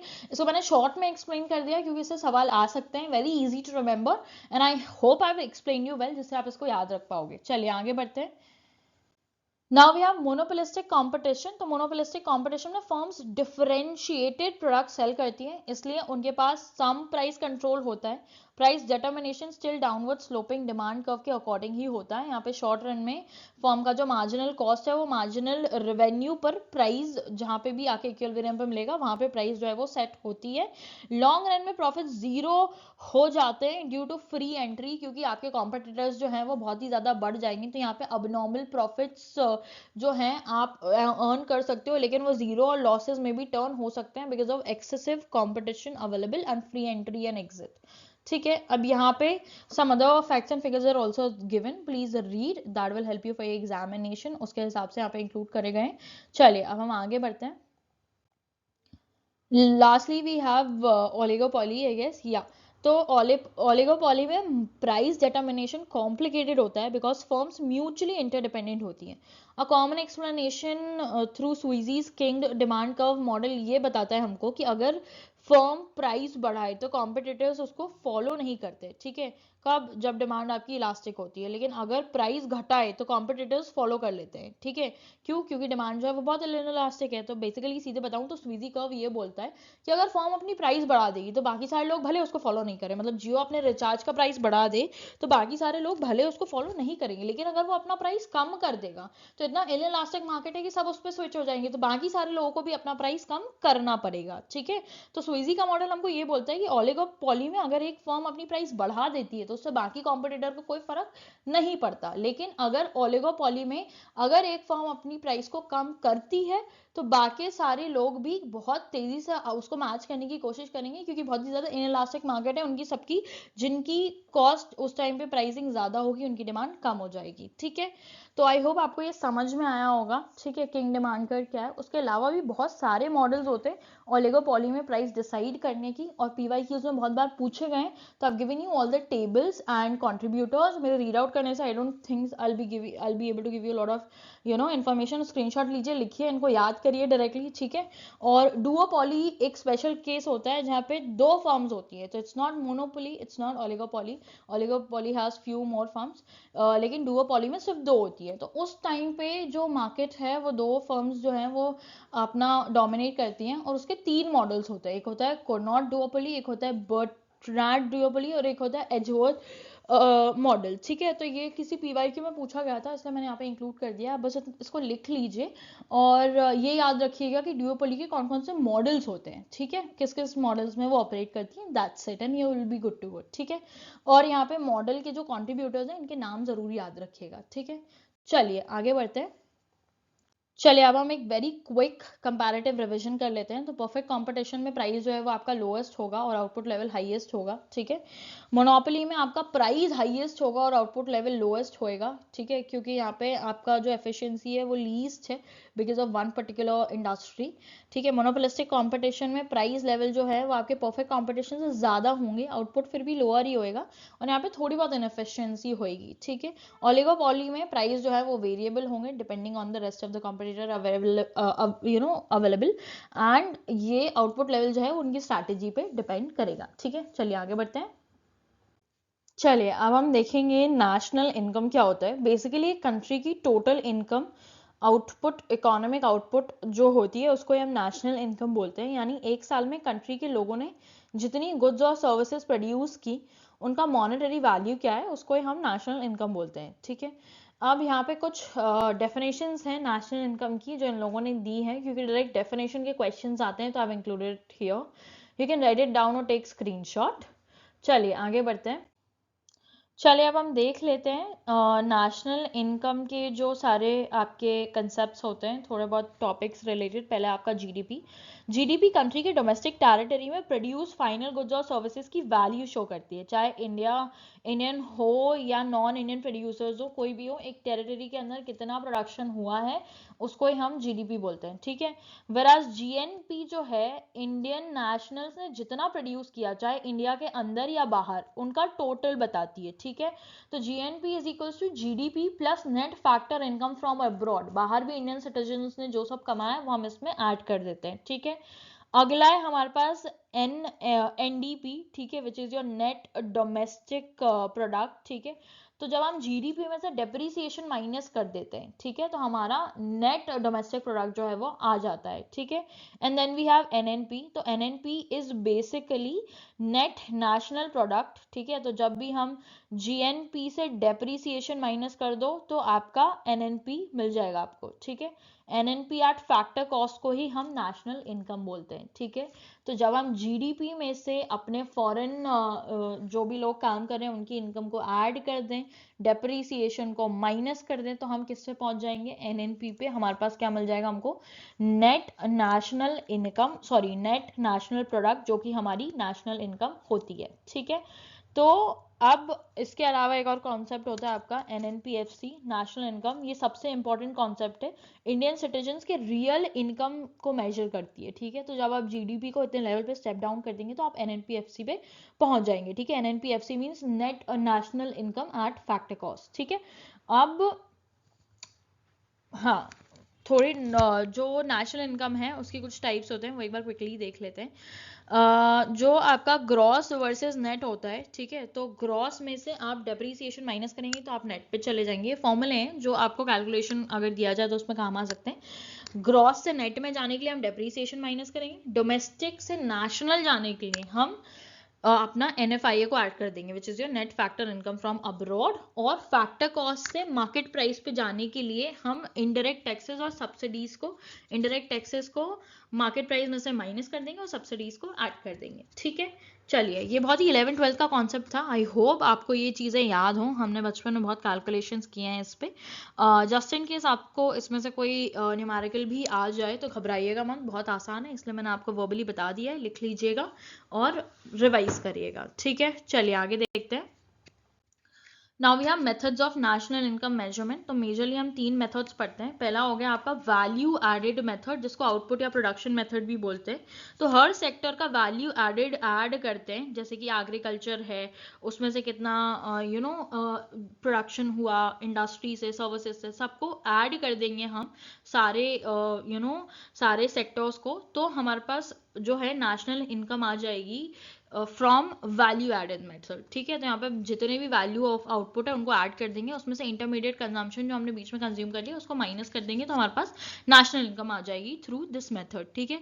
अगला है हमारे पास इनकम मेथड। यहाँ पे हम सब फैक्टर्स इनकम ऐड करके जो है अपनी नेशनल इनकम निकालने की कोशिश करते हैं, ठीक है। तो आपकी जो भी फैक्टर इनकम हुई, फैक्टर ऑफ प्रोडक्शन हुए, जैसे compensation, wages, rent, interest, profit, और आपकी मिक्स्ड इनकम अगर आप सेल्फ एम्प्लॉयड है, तो इन सारी चीज़ों को जब आप जोड़ दोगे तो हमारा नेशनल इनकम आ जाएगा। और ये हम इनकम मेथड से नेशनल इनकम कैलकुलेट करते हैं इस तरीके से।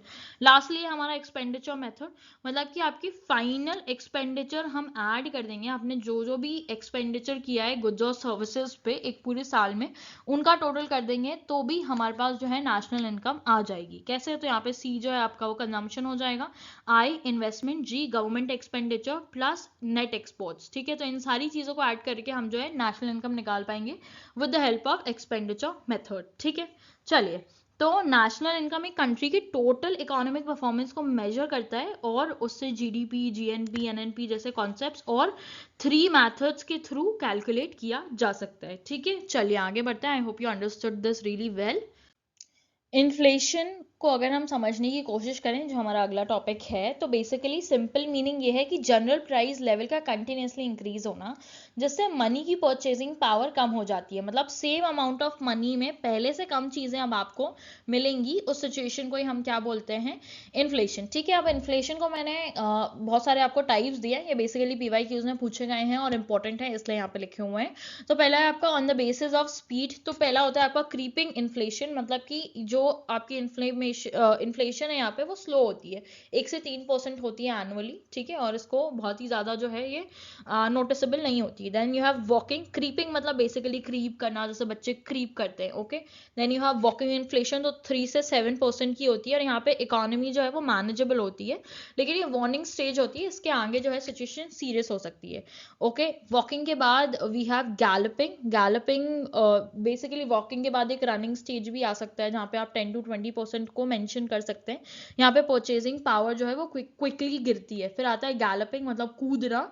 ठीक है, तो यहाँ पे इन्फ्लेशन जो है वो 10% एंड अबव 20% हो सकती है, उससे भी ज़्यादा हो सकती है। ठीक है, पर ईयर, जहाँ पे आपके जो प्राइस हैं वो बहुत ही ज़्यादा रैपिडली बढ़ते हैं। And then you have hyper inflation, जो एक्सट्रीम्स हो जाते हैं। ठीक है, फिलिप कर्व के रिसर्च के अकॉर्डिंग 50% से ज़्यादा इन्फ्लेशन को ही हम हाइपर इन्फ्लेशन बोल सकते हैं, जो अनकंट्रोलेबल होती है। ठीक है, फिर on the basis of cost की इन्फ्लेमेशन हुई किस वजह से, तो पहले आपका डिमांड पुल इन्फ्लेशन, मतलब कि एक्सेस डिमांड बढ़ने की वजह से किसी भी चीज़ की प्राइस जो है वो बढ़ गई है। ठीक है, और अब यहाँ पे क्या है, too much money chasing too few goods, मतलब कि मनी जो है वो बहुत सारा है और गुड्स जो है वो बहुत ही कम है, जिसकी वजह से हर चीज़ की कॉस्ट जो है वो बहुत ज़्यादा बढ़ चुकी है। ठीक है, फिर एक कॉस्ट पुश इन्फ्लेशन, मतलब प्रोडक्शन कॉस्ट बढ़ने की वजह से प्राइजेस राइज हो गए, वेजेस, रॉ मटेरियल, टैक्सेस, इन सारी चीज़ों की वजह से।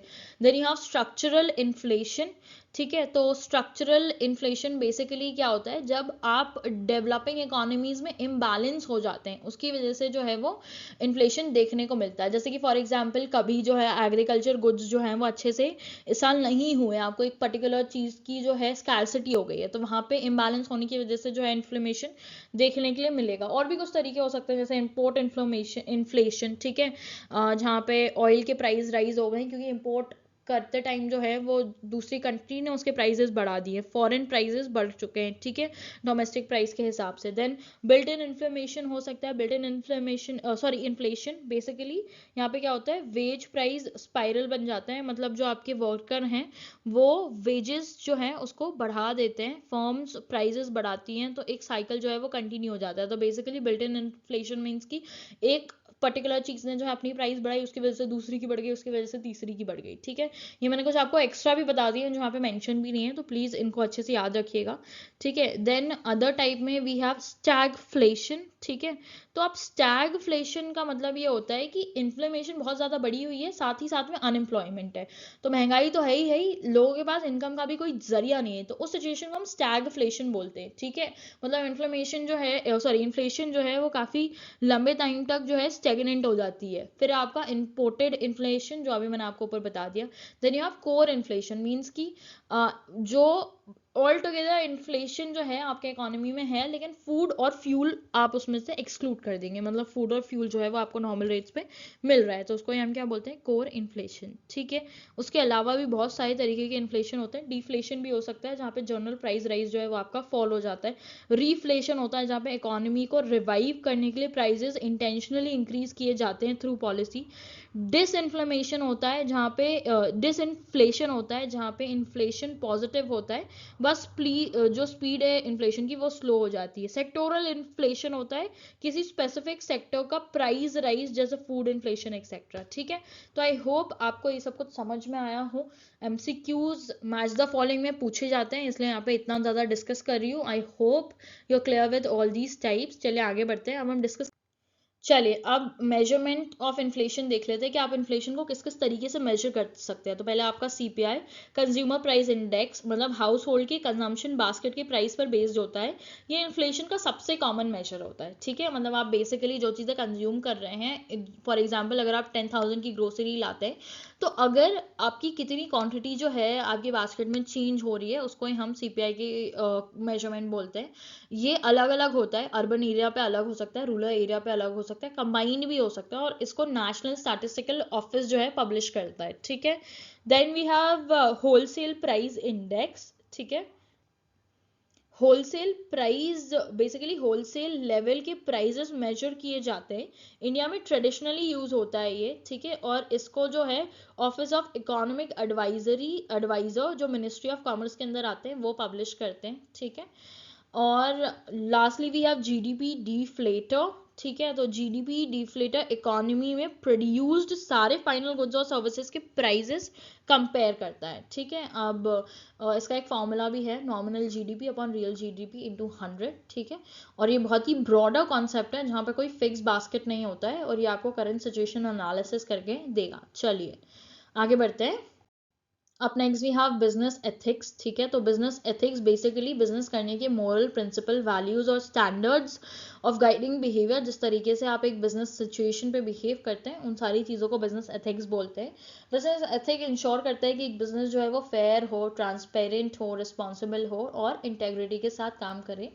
बिजनेस एथिक्स इंपॉर्टेंट इसलिए होता है क्योंकि आपकी कॉर्पोरेट रेपुटेशन बनाता है, एम्प्लॉयज़ की कमिटमेंट को आपके टुवर्ड इम्प्रूव करता है, आपके इन्वेस्टर का कॉन्फिडेंस आपके ऊपर बढ़ाता है, ठीक है। और लॉन्ग टर्म में आपका बिजनेस जो है वो सस्टेनेबल रहता है और आप काफ़ी सारे पेनाल्टीज से अपने आप को बचा सकते हैं। बिजनेस एथिक्स की कई थ्योरीज हैं जिनके कई प्रोपोनेंट्स हैं और उनके आइडियाज़ हैं, यहाँ पे मेंशन है।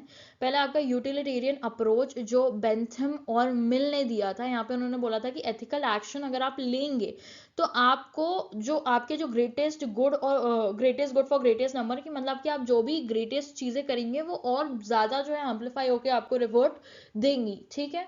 फिर आपका राइट्स थ्योरी जो कैंट ने दी थी, और इनका की आइडिया था कि you are suppose to protect human dignity and basic rights while doing the business. Next we have justice theory जो रॉल्स ने दी थी, ठीक है। तो ये बोलते हैं कि हमारे पास जितने भी रिसोर्सेज हैं उनका फेयरनेस और इक्वल डिस्ट्रीब्यूशन होना चाहिए। And lastly we have virtue ethics जो एरिस्टोटल ने दी थी, जो बोलते हैं कि आप जो भी तरीके से अपना बिजनेस कंडक्ट करें, it has to be with honesty, courage and fairness, ठीक है। चलिए इनके प्रोपोनेंट्स के नाम ज़रूर याद रखिएगा। इतना इम्पॉर्टेंट ये टॉपिक है नहीं क्योंकि ये बहुत ही जनरल अंडरस्टैंडिंग पे है, आप वैसे भी इसके आंसर्स जो हैं वो लगा पाएंगे।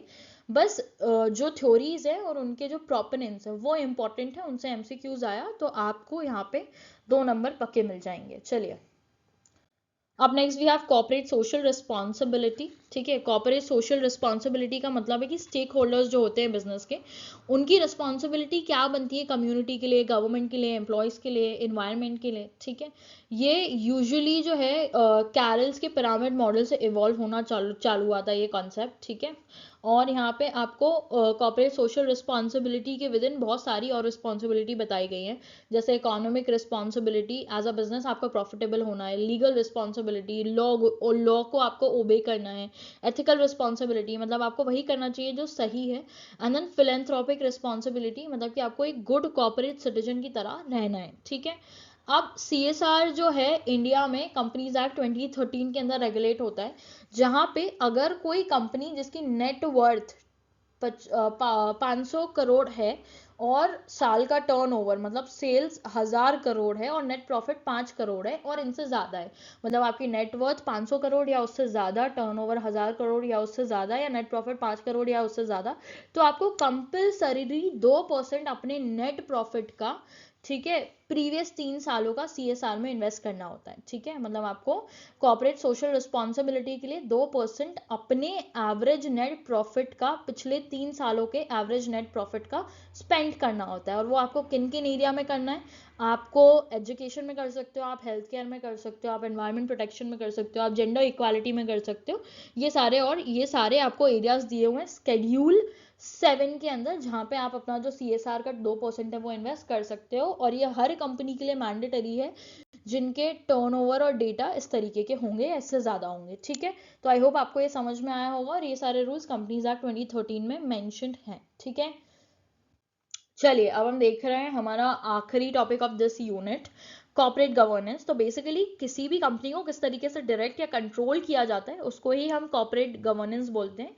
ये इंश्योर करता है कि कंपनी ट्रांसपेरेंट, एथिकल, अकाउंटेबल और लॉ अबाइडिंग वे में ऑपरेट करे, specially towards share holder, employ, customers, lenders and society. ठीक है, अब ये सारी चीज़ें मेंटेन करने के लिए हमारे साथ बहुत सारे रेगुलेटरी फ्रेमवर्क हैं। ठीक है, इंडिया में कॉर्पोरेट गवर्नेंस का फ्रेमवर्क मेनली कंपनीज एक्ट 2013, देन आपका सेबी रेगुलेशन और क्लॉज 49 ऑफ लिस्टिंग अग्रीमेंट्स, ठीक है, के थ्रू एनफोर्स होता है। कंपनीज एक्ट 2013 ने बहुत सारे रिफॉर्म्स इंट्रोड्यूस किए, जैसे independent director, mandatory audit committee, CSR, better disclosure norms etcetera. ठीक है, वहीं आपके सेबी के कई सारे रोल होते हैं, जैसे सेबी में लिस्टेड कंपनी के लिए स्ट्रिक्ट गवर्नेंस रूल होते हैं, बोर्ड कॉम्पोजिशन बैलेंस होना चाहिए, वुमेन डायरेक्टर मैंडेटरी है, रिलेटेड पार्टी ट्रांजैक्शन ट्रांसपेरेंट होनी चाहिए एंड ऑल ऑफ दैट।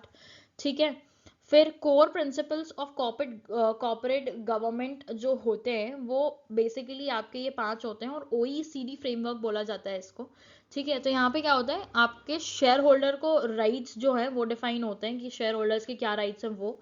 ठीक है, शेयर होल्डर्स के बीच में उनको इक्विटेबल ट्रीटमेंट मिलना चाहिए, this is also a principle of corporate governance. Then role of stake holder, ठीक है, कि स्टेक होल्डर जो भी है आपके, उनके रोल क्या होंगे वो डिफाइंड होते हैं। डिस्क्लोजर और ट्रांसपेरेंसी होना चाहिए कॉर्पोरेट गवर्नेंस में, नथिंग कुड बी डिल्यूजनल और hideous. Then responsibilities of the vote. तो ये पांचों चीजें मिला के कॉर्पोरेट गवर्नेंस के प्रिंसिपल जो है वो बनते हैं, इनको ही हम ओईसीडी फ्रेमवर्क बोलते हैं। ठीक है, अब मैकेनिज्म ऑफ कॉर्पोरेट गवर्नेंस देख लें हम तो। ठीक है, तो आपके इंटरनल मैकेनिज्म जो कंपनी के अंदर होते हैं और एक्सटर्नल मैकेनिज्म जो कंपनी के बाहर होते हैं, ये दोनों मिलके जो है वो कंपनी को गवर्न करते हैं। तो इंटरनल मैकेनिज्म में आपके board of director, audit committee, internal control system, ये सारे लोग आ जाएंगे। वेराज एक्सटर्नल मैकेनिज्म में आपका गवर्नमेंट रेगुलेशन, जो इंटरनल नहीं है लेकिन उससे फर्क पड़ता है, आप किस तरीके से अपनी कंपनी को गवर्न करेंगे उसको, उसमें काफ़ी ज़्यादा आप जो है फर्क देख सकते हैं बिकॉज ऑफ गवर्नमेंट रेगुलेशन। फिर market forces, share holder activism और क्रेडिट रेटिंग एजेंसी, ये कुछ एक्सटर्नल मैकेनिज्म है जो कॉर्पोरेट गवर्नेंस पे इफेक्ट डालते हैं। अब कुछ कमिटीज बनाई गई थी इन पर्टिकुलर ईयर्स में, जिसकी वजह से आप वेरियस चेंजेस जो है कॉर्पोरेट गवर्नेंस में देख पाएंगे। ये पीवाईक्यूज में कई बार पूछा गया, इसलिए मैंने यहाँ पे इंक्लूड किया। पहले आपका बिरला कमेटी जो 1999 में आया था, जहाँ पे बोर्ड कॉम्पोजिशन और ऑडिट कमिटीज की जो है बात की गई थी, उसके बारे में डिसीजंस लिए गए थे। अगला है आपकी नारायण मूर्ति कमेटी जो 2002 में आई थी, जहाँ पे सीईओ और सीएफओ सर्टिफिकेशन और इंटरनल कंट्रोल को जो है डिस्कस किया गया था। फिर आपका कुमार मंगलम बिरला रिपोर्ट जो 2000 में आई थी, जो डिस्क्लोजर स्टैंडर्ड्स पे फोकस थी। और फिर आपका है सीआईआई कोड 1998 जो फर्स्ट वॉलंटरी गवर्नेंस फ्रेमवर्क जो था वो यहाँ पे इंट्रोड्यूस किया गया था। ठीक है, तो ये मैच द फॉलोइंग में आया हुआ है पीवाईक्यू में, तो उसको याद रखिएगा। With this we come to the end of the unit. तो आई होप आपको सारी चीज़ें बहुत अच्छे से समझ में आई होंगी। अगर आप यहाँ तक आ चुके हैं तो thank you so much for watching until here. Please like the video, share and subscribe and comment down whatever you require to। जो भी आपके डाउट्स हैं प्लीज कमेंट करिए, I'll be happy to resolve it for you। आगे और units देखने के लिए चैनल को सब्सक्राइब करिएगा, और ये मैनेजमेंट सीरीज में मैं सारी 10 यूनिट्स लाके आपको दूंगी, सो दैट आप एग्जाम के लिए बहुत अच्छे तरीके से जो है प्रिपरेशन कर पाएं। Thank you so much for watching. Please share with whosoever requires and subscribe to my channel and comment whatever you feel like. Thank you once again, and I hope you'll be able to clear your UGC Net Management examination this time with good marks.